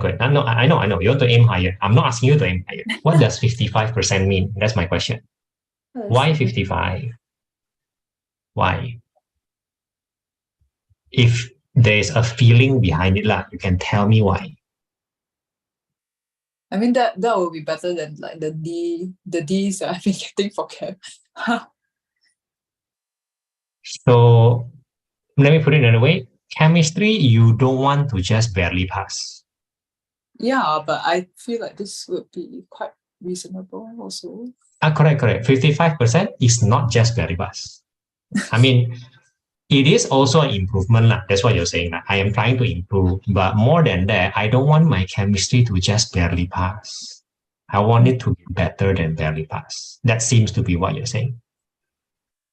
I guess, yeah.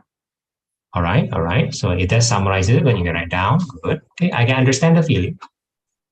Then you're going to tell me about math, right?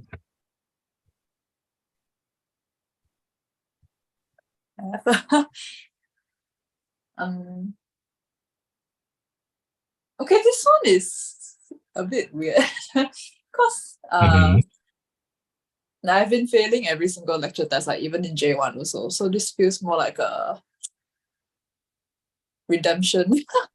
Like I got A once already, and I think my teacher was very shocked by that also. And then after that, I started failing again. So yeah, I guess it's something like that.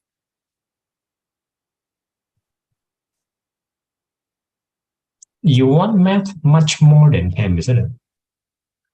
Kind of. It feels like that. Is there a reason for that? Why? Yeah. Okay, I feel like within the 1 month that I have, like, math will be slightly easier to master than chem. Let me think carefully about that. Because you cannot just say master or master. You're talking about 70 and 55. You're talking about 55 and 55. Confirm math is easier.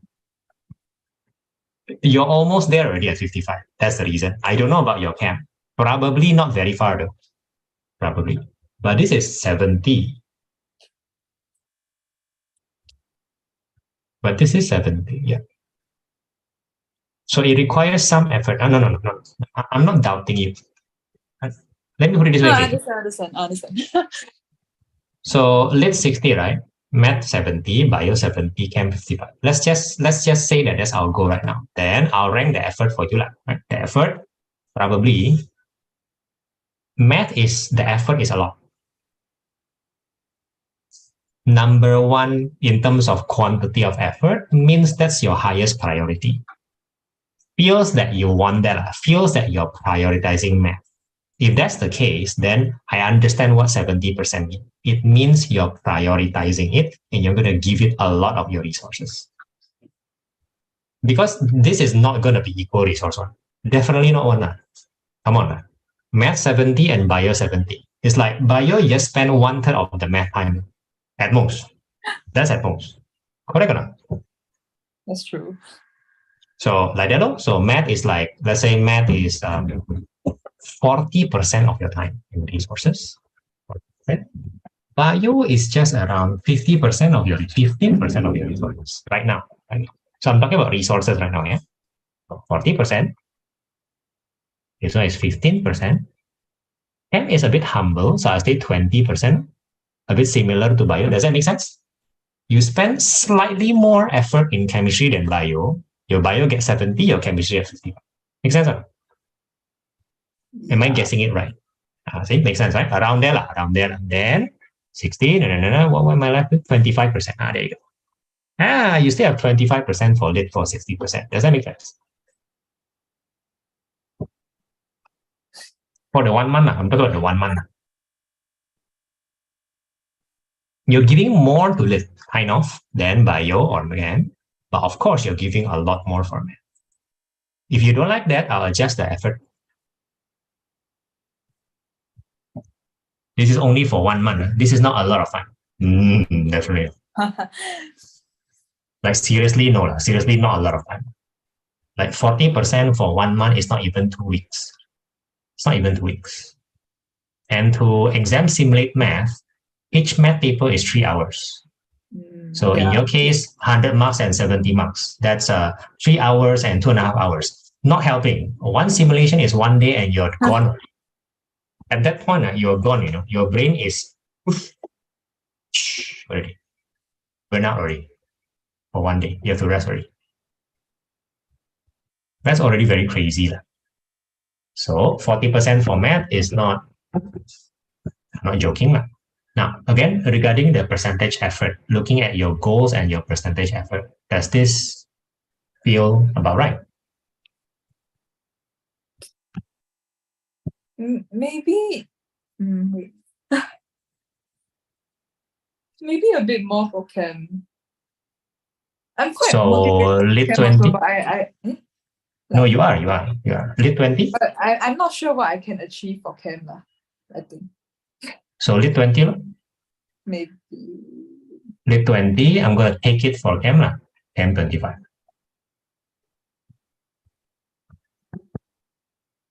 You want to take for bio again? Bio 10%, chemistry 30%? You want to take it that way? This is where your kiasuness is tested. What do you want? You want everything in MYE? Bit off. These are very good results, by the way, if you can achieve them. Like super good. In MYE, 4 months before A level. Wow. This is super already. I mean, You cannot even I know it's quite, I'll be pushing it already. Correct. The goals are fine. I'm worried that you're fatigued. I'm more like this. I'm more worried that you become more kiasu and therefore you become more fatigued. I have very good reasons to worry about.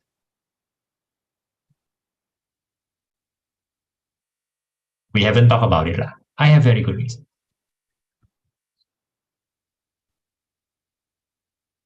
How many days are there in 1 month? Wait, during the June holidays. Also, I'll be going for a church camp.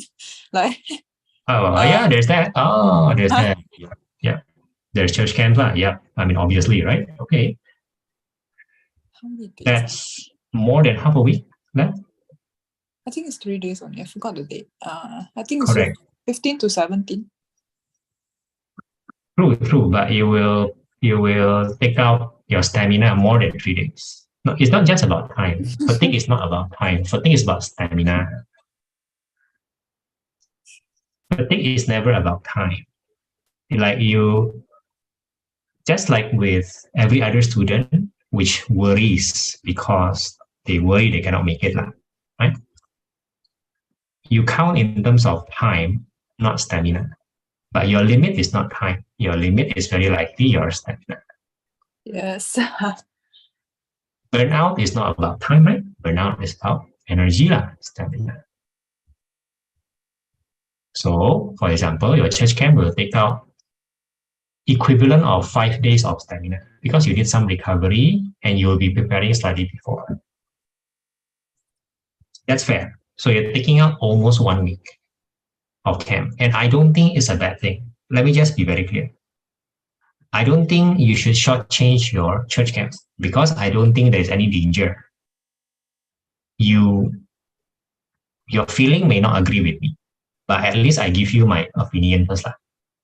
Going to camp is a good idea. Not just because it's a church camp. Not just because. I think you should be fully present for your church camp. Definitely.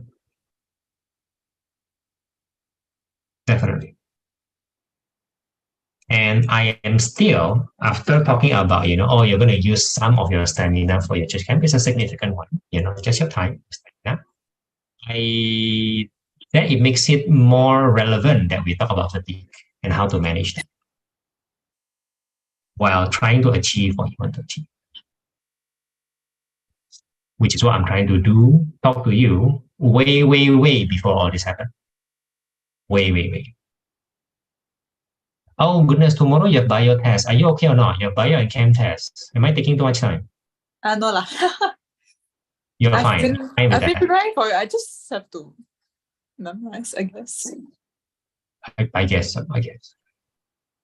Regardless, we should stop. I suppose we should stop, right? But you get what I mean when I say we need to talk about fatigue and the approaches needed so that you don't fatigue.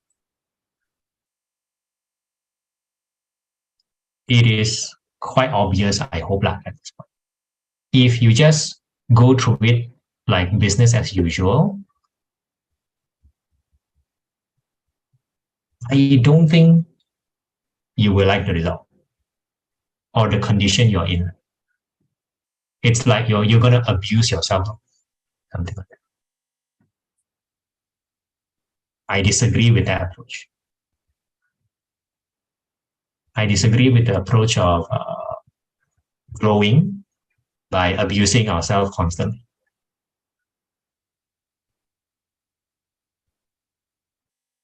But because you are a little bit kiasu, in the absence of an alternative, you will do that. And I disagree with that. I think there are much better ways.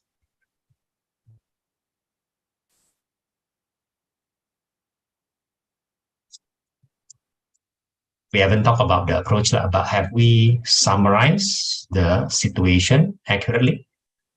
Yeah, yes. Right. So we are at least starting from the same point. I understand your goals. I think I lay out your limits, and I think I also lay out your assumed priorities. Seems to be like this. No?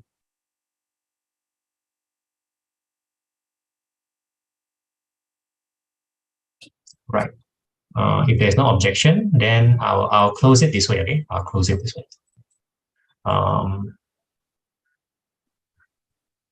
Yeah, I'm gonna ask you to just not look at page 15. Okay, just go to page 16 or whatever. Don't need to look at that one.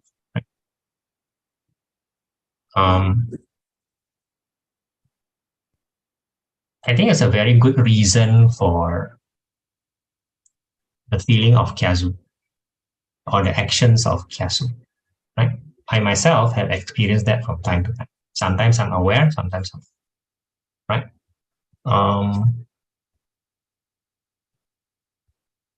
I think we are kiasu because we feel the uncertainties of the future, and we do not like it at all. That's true. The confidence or the absence of confidence from previous result doesn't help.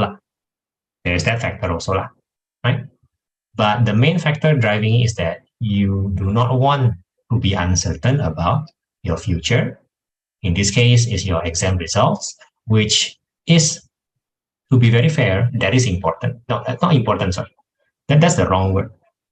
Your exam result means something. People call it your exam result determines something. I don't see it that way. I see that your exam result definitely means something. Therefore, it is an important event. And it is something to prepare for. But I don't say that it determines your future. However, that must be what you feel. You feel that your exam results totally determine your future. And you're afraid that the effects will be irreversible. Even though logically that might not be true, but that's how we feel as a person. Actually, I do have like a you have what? Sorry, an aim, somewhat. Give me. What's your aim? Because Nanyang has this honor roll thing also. Yeah. Honor roll, yeah. Oh, they have, right? Okay, so right, okay, then. If I'm not wrong. Yeah, so. The criteria to get on the honor roll is like to get. Wait, do you know how the RP system works? That's the calculation for university, right? Yeah. Okay. I think the criteria is to get like 80 out of 90. I'm not sure actually. Yeah. Because I often hear the comment, you're 81 now, wow, very high. So I guess above 80 makes sense. Like you get 83, I cannot believe that, something like that. 83 is extremely high, something. But 81 is already very high. Obviously, 80 out of 90 is high. Yeah, I can understand that.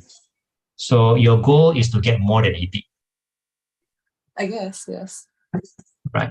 Now, my assessment right now, if you stop tuition right now, okay, my assessment is that you can achieve that given the time, and even with my feeling that you will burn out from time to time. But I don't think I think you'll recover from your burnout. And I think you will probably, likely to achieve that. That is without tuition somewhat, if we stop tuition right now. That is my assessment of how you will do based on your thinking abilities, but also your work ethics, basically. So that's my assessment. That's my base. That's my basis of saying you'll be fine, even though you will go up and down, up and down, up and down. Very likely you will experience that up and down, yeah. But you'll get there.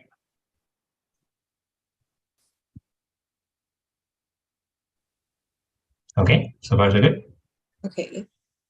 So if that's my base or that's my feeling, it is a feeling one. I cannot show to you the proof. That's my base, then it is reasonable to determine the goals of tuition as to not just achieve that, because without tuition, I think you'll achieve that. Just a bit more rough.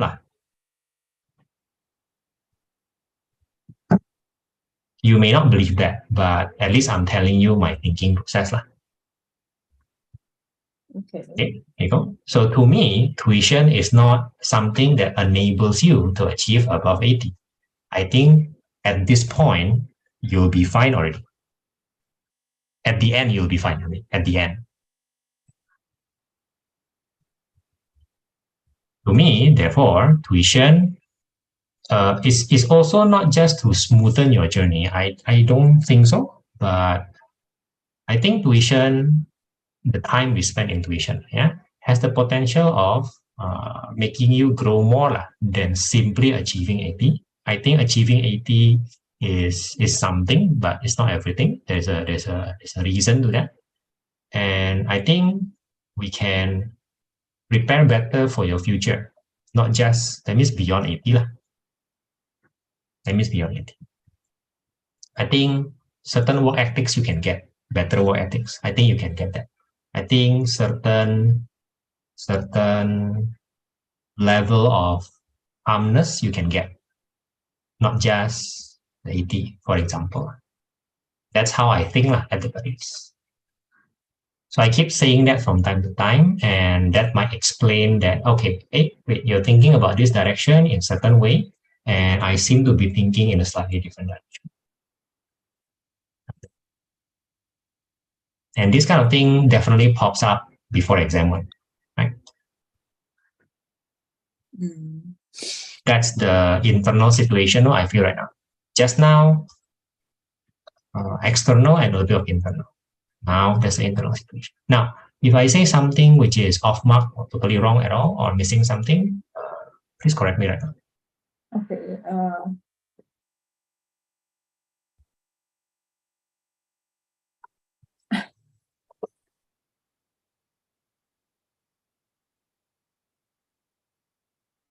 I think it makes sense so far. The reason why I think you are kiasu, so I'll tell you the reason so that you can correct me. Oh no, that's not true anymore, right? Okay. I refer to the day we meet when you're Sec 3, I think. First time, right? That trial, right? That trial, right? Okay, so we meet there and then we're doing stuff, and then I was asking you, what's your goal? And then you look at me and you say, my goal, everything A basically. That was, I think, in Sec 3. I'm not really sure what is that Sec 3. Oh, right. My feeling is that you think about the goal a lot, kind of, but you don't think about the process behind it. You don't think about your growth behind it. You're very task oriented, basically. Basically. Back then, I feel. Yeah, I guess that's how I imagine your father's daughter to be. I guess that's how I imagine it. Okay, that makes sense. Okay, like father, like daughter, right? But I guess I had this experience in primary school which made me more grade oriented, I guess. Yeah. But now, now the results are not so desirable, so it has been changing my perspective of definitely things. Correct. You have to grow True. Put it this way Back then, you can say that because you're not struggling very much. Yeah. Now you're struggling, and therefore you have to think more, not just in terms of subject, but in terms of how to actually grow. once you think about that, once you think about what am I supposed to grow? I'm supposed to grow in this direction or what direction? What is it? What is it? I mean, the most basic question is, what is it? Am I lacking? Something like that, right? Once you ask those questions, you are slightly away from kiasu already. Slightly away. Or rather, the most basic kiasu, like the fear of losing out. Okay? I think there are more levels of kiasuism, but if you think like that, then you are at least not just thinking about, you're not just acting based on your fear about losing out. Don't know what you're losing out, but you're just not that, right? Just not that. You're at least thinking about your personal growth, which is one of the reasons why people go to school or getting education. That's why I believe that. That's why I believe, right? Isn't it very scary if you get A and you didn't grow at all? Very scary, right? I think Or that's rather, what in secondary school. now, is it scary or not? I That think your so. grades will be perfect and you don't grow. Why do you think so? It's just no value added. Like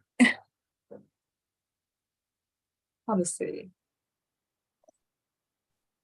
It means nothing then. Yeah, lah.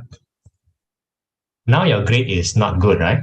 Not A lah, whatever. It's fine to go. There's nothing wrong with aiming or by the way. That's not the sign of kiasuism. That's not what I mean, right? But you are forced to grow definitely already because it's not within your reach, right? So at whatever cost you pay, you are at least, if you achieve A, if you do that, congratulations, God bless you. But if you achieve that, at least you must have grown somehow. Somehow, which is a good thing. So there lies the paradox, or it's a very weird thing that if you didn't get A at first, if A is not guaranteed, and then you get A at the end, you are a very happy person because internally you know you have grown. Yeah. But if you're already a genius, you're something very smart, you're not struggling right now. You are getting A along the way, and of course at the A level, there's nothing wrong. You also get A. Very weirdly, you are dissatisfied. And it is very hard to put into words why that is so. But the answer is very simple. Because I didn't grow. And the external measurement device, grade external, is not helping me at all. That means it's not measuring what is the valuable thing. The worst thing, let me tell you the worst thing for straight A's all the way. People will see that as very desirable. You're straight A all the way, you must be very good, which confuses the person feeling even more. Yes. Whereas if you experience that growth, I think some people who knows the value of those things will see it very clearly. Wow, that is growth, not just A, just A. But some other people will see it as you barely make it or you're not actually straight A. In fact, even if you grow, maybe you just reach AABB or ABBB. And some people will value that less than AAA, even though the AA person did not grow at all. So the external voice is very confusing at that point. It's saying things differently from the internal voice, basically. But you know all this, you seem to at least be aware of all this. I only realized it last year. Meaning, what do you mean? Like,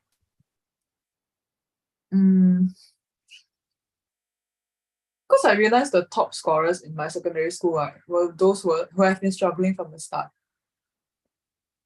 And then those who actually got straight A's since the very beginning, they were the ones who didn't do so well in the end. Not as well as them. Yeah. So I was thinking what's the difference, Yeah. Why is it so different? I mean, the end result is different, right? The end result reveals something, right? About the process, about the struggle. People will say it that way. Oh, it's the struggle. Actually, it's the growth through the struggle. The growth through the struggle, which you are experiencing right now, at least in JC1 and right now continually. Which is the main reason why I think you'll be fine, by the way. Because you are a growing person and you are not yet at your limit and you seem to be engaged with the process of growth. You are. That's the reason why I think you'll be fine without this tuition. You'll just grow more roughly. You'll be fine.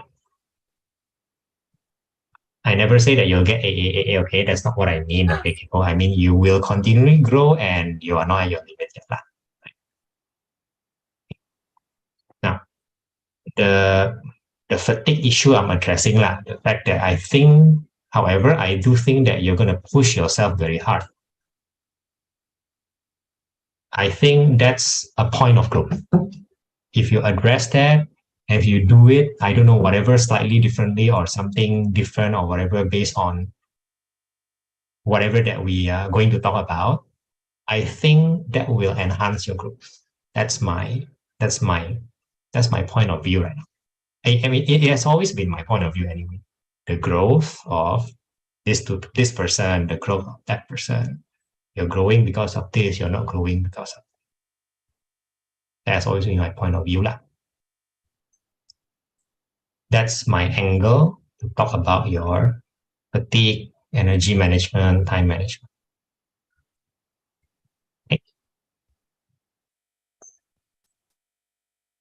Okay.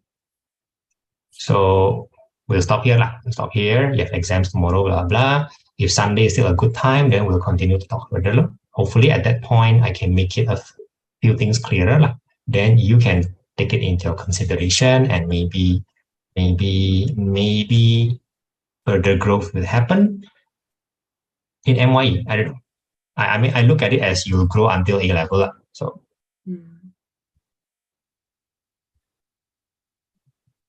Okay, but right. For now, like yes, yeah.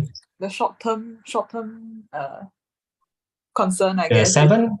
Yeah. Okay, yes, not that. It's actually not that. It's more of like how am I gonna manage stuff during June holidays, basically. Yeah, which is what I did try to plan, but then like it's a lot of stuff to handle. So I just scrapped that. Let me give you. No, nonsense. You're flinging from everything to nothing, You're not being sorry. Let me start with what you have first, okay? Let me start with what you have or what you know. You know that studying. You know that being prepared for tutorial before the tutorial gives you great benefits. And you are doing that. Perhaps for all the subject, not just math, right? You're doing that. So that's already something. That is something that will matter until perhaps the day you die. Right? That's called preparation. That's called you are already managing your time right. What you're going to do in holiday is not very different. You're managing your time in a way that, I'm going to be prepared for the class. So after class, I am prepared. Okay? If you don't do that, and you're not a genius, then you enter the class unprepared, and after class, you're not prepared. What else can I say? That's the difference. And you are doing that. You're doing the right thing. Okay, good. That you have, right? That's not enough for exam. I know, but if you don't do that, cannot talk. Really cannot talk. Right? Really cannot talk already. You also know that you can reduce your pressure in exam, and you know how to. That's the exam simulation. That's the reading. You know these two very big things. Correct? Yeah. Correct. you probably haven't applied what you learned from math in chem and bio. I was just telling you that it will be totally applicable one. So you might be interested to try. I did try, but for which one? For which for one? both. Yeah, But then I realized that because chem and bio also involves a lot of writing. True. No, that's true lah. That's true. Bio, I have actually bio. I do have a comment on increasing your speed of writing. It's a very simple technique later, because with a certain assumption, with a very simple assumption that your thinking speed is already faster than your writing speed. That must always be the case. You cannot increase your writing speed beyond your thinking speed. You clearly know, you should be very clearly know this one. You like, I already know the answer and my hand is catching up, trying to catch up with my thinking. Now that is the situation where improving your writing speed is very beneficial. Also, But if that's not, you're saying? I notice when I write, like I exert a lot of force on my pen, so my table tends to shake a lot during exams. Yeah, which is you are stressed for a certain reason. That's a clear sign of stress. It's just how I write. Like even when I'm just doing regular work, I exert a lot of force also. That means you really grip your pen. You grip your pen very hard. I think so. And then I thought that might be a reason why, I don't know, I get tired. I don't know, maybe. Yeah. Gripping too hard will cause fatigue in your fingers, and you're writing for 2 hours or 3 hours, That's crazy. I mean, the way I write for math is also kind of a bit more stress during exam. You're saying that you're every time like that one. So during exam, you'll be more stress, like more grip, more tiring lah. There is that part. And we might want to reduce that part a little bit. We might want to, especially for bio, especially if bio paper is 1 day before. Okay, wow. No. Right? But having said that, what we must establish first is our thinking speed. Is our thinking speed faster than the writing speed? If it is, then we have very little problem. If you're trying to write faster than what you're thinking, we have a bigger problem. Yes. I think that applies to GP and Lit for me, but for bio and chem, it's the other way around. Probably not. So bio is the good thing or the bad thing? So bio is your thinking already, you already know, you're just bio and chem, my thinking is faster if I know the concept like that. Correct. Okay, I'm just throwing stuff or writing stuff quickly lah, please lah. And I agree that time is short. Totally agree with that. Totally agree. Then bio and chem will benefit from what you will call writing mechanics and writing techniques, and we can discuss that just for the sake of your finger fatigue. Because you're going to do a lot of exam simulation, we better do something about it, right? Yeah. We better do something about it, right? So totally agree. Cannot help you with GP and Lit, cannot lah. GP and Lit, you're saying you're just vomiting words? Write first lah, think later lah. Hey, what's my thinking? More of like, because I'm very conscious about the quality of what I write, so my thinking speed can be quite slow. And then I know time is running out, so I try to write something, but I hold back a bit because I'm hesitating to write. Yeah. Well, if that's the case, at least I can help you with GP lah. At least I can. I'm not sure about Lit lah. Yeah, maybe that will overflow to it. But then again, but it doesn't matter. No. That we can discuss. Yes, we can discuss about the writings of GP, bio, and chem. Definitely can. For math, you don't need to do that lah. For math, you just focus on your thinking. Your writing will take care of itself. I mean, I'll just have to prune some steps that you overkill lah. But I seldom see you overkilling with steps. I think you'll be fine. That's not going to be the problem. So again, short term, right? Short term. That's a small part of managing fatigue, right? But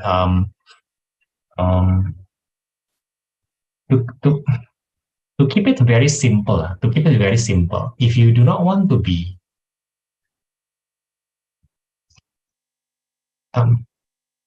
if you're kiasu, that means you want everything without knowing why, right? That's the definition of kiasu. You want everything because you don't know what you need, right? If you do that, you are automatically in the mood of forcing yourself, and that takes you out from planning. You're not reading properly your situation, and you're not. That's exactly like you see a question, you think the question is hard, you just whack it. Doesn't work in JC lah. Doesn't work in JC at all, right? So it doesn't work in uni. By the way, just saying, it's not gonna work there, right? And you are already handling it well, but in your energy and planning and time management, you're probably still not there, right? So to keep it very simple, to prevent you from being kiasu, you're gonna set your target in a rather specific and clear way. So for example, your math is 70%. I'm addressing math because that's your first priority. Is this correct first? Math is your first priority. Your priority is not going to be the same with everything. That's just a kiasu person saying things. It's nonsense. I would say math and a bit of chem lah. But effort-wise and the mark-wise, it's very clear who is number one Yeah. and who is number two lah. You're not going to neglect the rest. That's not what I'm saying. But it's very clear that settling math first, whatever 70% means, will give you clarity about the rest. This is like seek kingdom of heaven first. What I'm trying to say is seek the most important thing first. Everything else will fall into place one. Something like that. Okay, anyway, math 70%, right? So I'll give you an example. You already know that math is going to be almost everything. Well, 70% is not everything. 70% is not everything. So, for example, I'm going to ask you directly, hey, your statistics, never mind PNC and probability. Not yet, only the statistics, okay? Only what the DRV, binomial, and normal. Hey, your DRV, binomial, and normal, is it going to be 70% or more than 70%? I expect you to answer, 80 to 90%. Yeah, but I have to confirm first. Wait, what do you mean 70% for the DRV, binomial, and normal, the question marks are more than PNC and probability, by the way. Yeah. You know this from, so it's about 8 to 10 marks. So 8 to 10 marks, 8 to 10 marks, 8 to 10 marks. So I don't know, I average 24 marks, whatever. Out of those 24 marks, which is not PNC and probability, you're going to get how many percent? It's not 70%. It's either less or more. You understand what I'm saying? I should be more. So, okay, 80% or more. Okay, 80, let's just pretend first. I'm going to get 80% and more. And by the way, therefore, your PNC and probability is less than 70%. Yeah. 60% or 50%. Fair, right? A very reasonable goal. PNC and probability 50%, the rest of statistics 80% or more or more. That is a clearer goal than simply saying I want my math to be 70%, and you have good reasons for them. If I'm reading your mind correctly, your reason is because you have practiced reasonably well for everything, so you know them reasonably well, and you know the nature of that. So you say, okay, 50% is probably achievable for PNC and probability, and I would like to focus on the new things. Because anyway, the new things have more marks and the new things will matter more in A level. So it seems to be a good decision. It's just a very practical decision. Something like that. My point is that you seem to have good reasons to decide that. And okay. Once you do that, we go to pure math. I'm going to ask the same thing. Which one's 80%? Which one's 50%? Very simple one. Which topics are going to be 80%? Which topics are going to be 50%?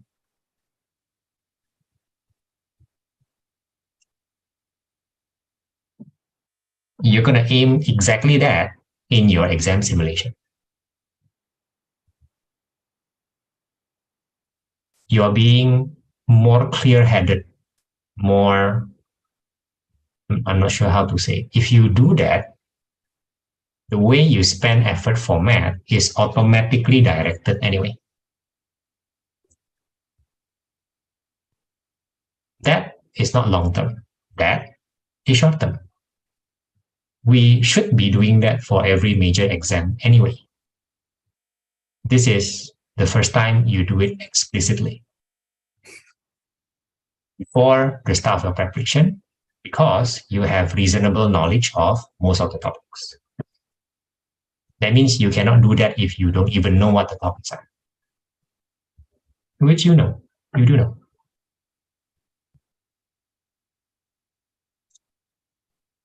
Average all that, you'll probably get 70% now.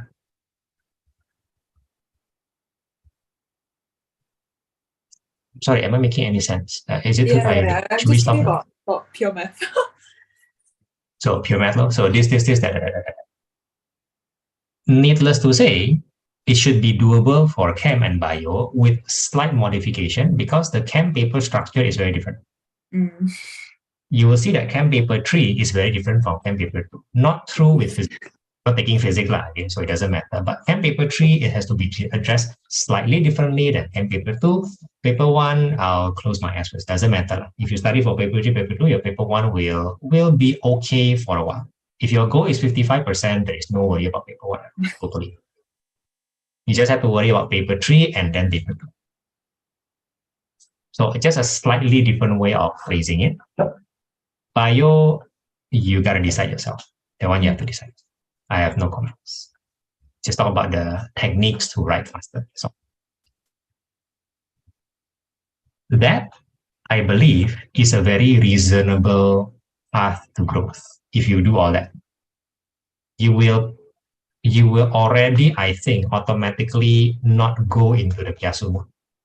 You'll probably go more targeted, less not knowing what you want, something like that. Less of that.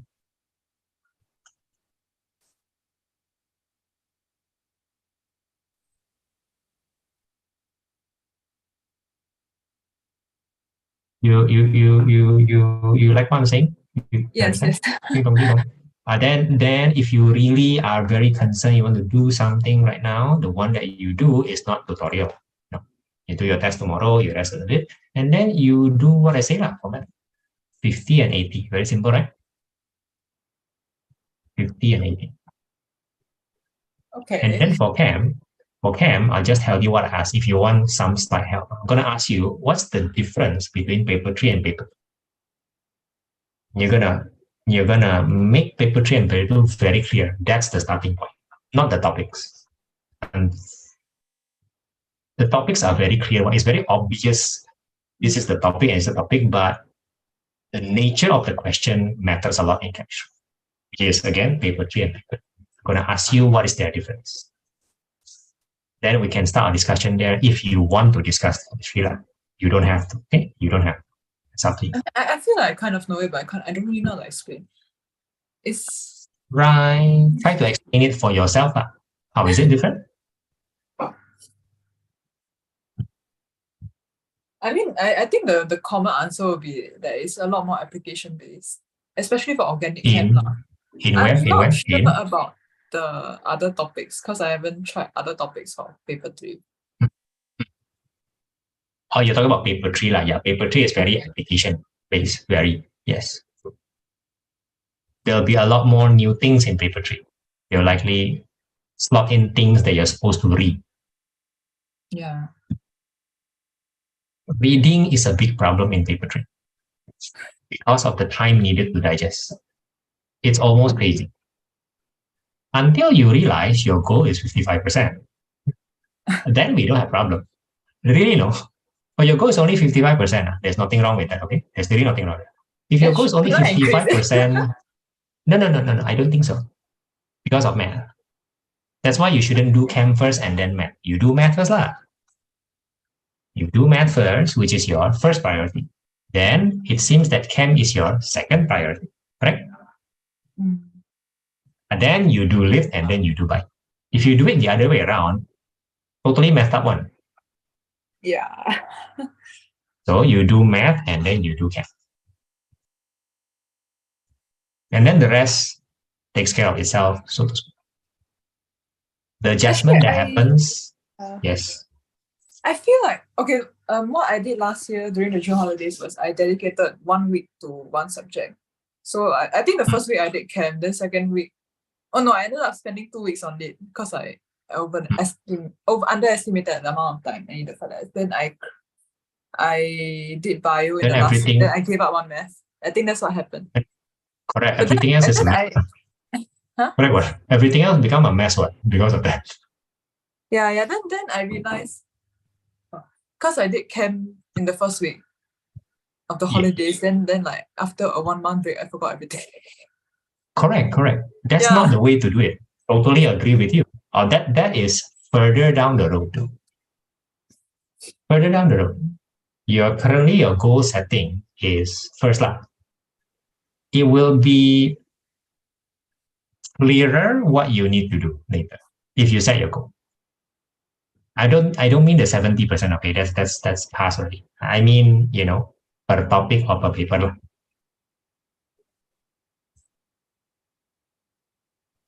You trust me here for a while. What you said matters, but later down the road, not right now. That one you trust me with this. Okay. Your strategizing is not about today do what. That's totally off. That's just what normal student do. I mean, actually, no. That is bad.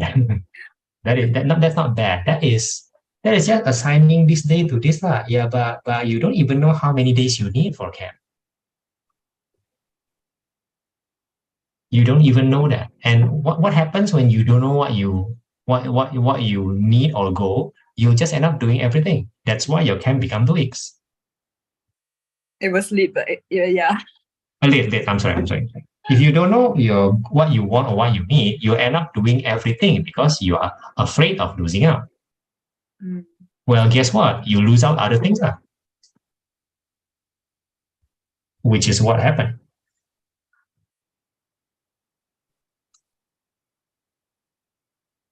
You cannot want everything, and the reason is because behind that, you do not know what you want. Once you figure out what you want, you'll be satisfied with certain things. Oh, things do get much better.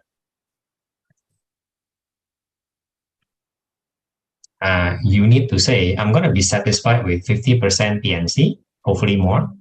50% probability, hopefully more. Yeah.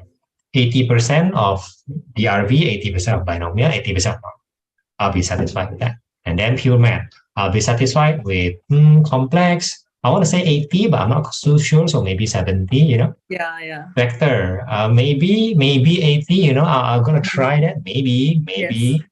But GP, that kind of thing. List down all that lah.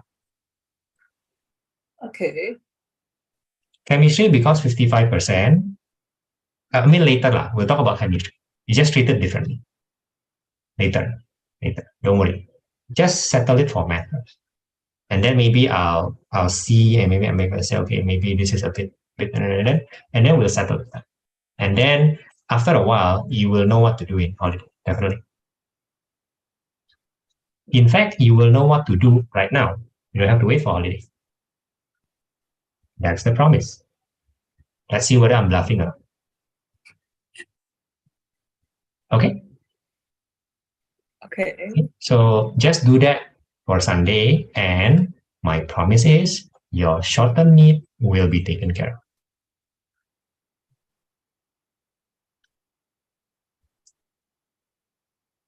Would that be okay?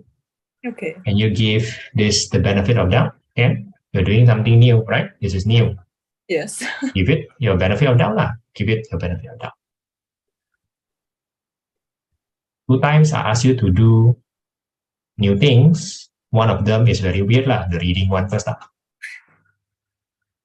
Right? One of them is do tutorial before tutorial. You have experienced some hesitation before, but now it's just normal. Yes. This time I'm asking you to do something new also. I might be bluffing. I might be out of my mind. But if you want to grow, how can you grow by doing the same thing? There must be something new, whether extreme or not extreme. I never think that extreme is a sign of good growth, but this is new. Maybe it's an avenue for growth. Then maybe you should give it a try right now when you still have time. Mm. If this is 2 weeks before MYE, why bother talking about all this? But we have time. Therefore, you can afford to risk it a bit. Okay. Right? Okay. If I'm wrong, well, you suffer, but not that much lah, because there's still time to correct things. If this turns out to be effective, then the payback is that you'll be very happy lah. You'll be quite satisfied lah with your result. Since your normal method, you also don't have too much faith in it, right? Mm. So why don't you try this new thing when there's still time?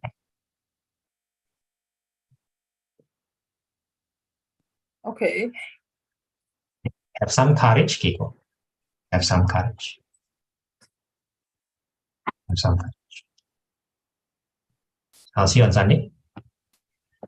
Yeah. Okay. Bye-bye. Bye.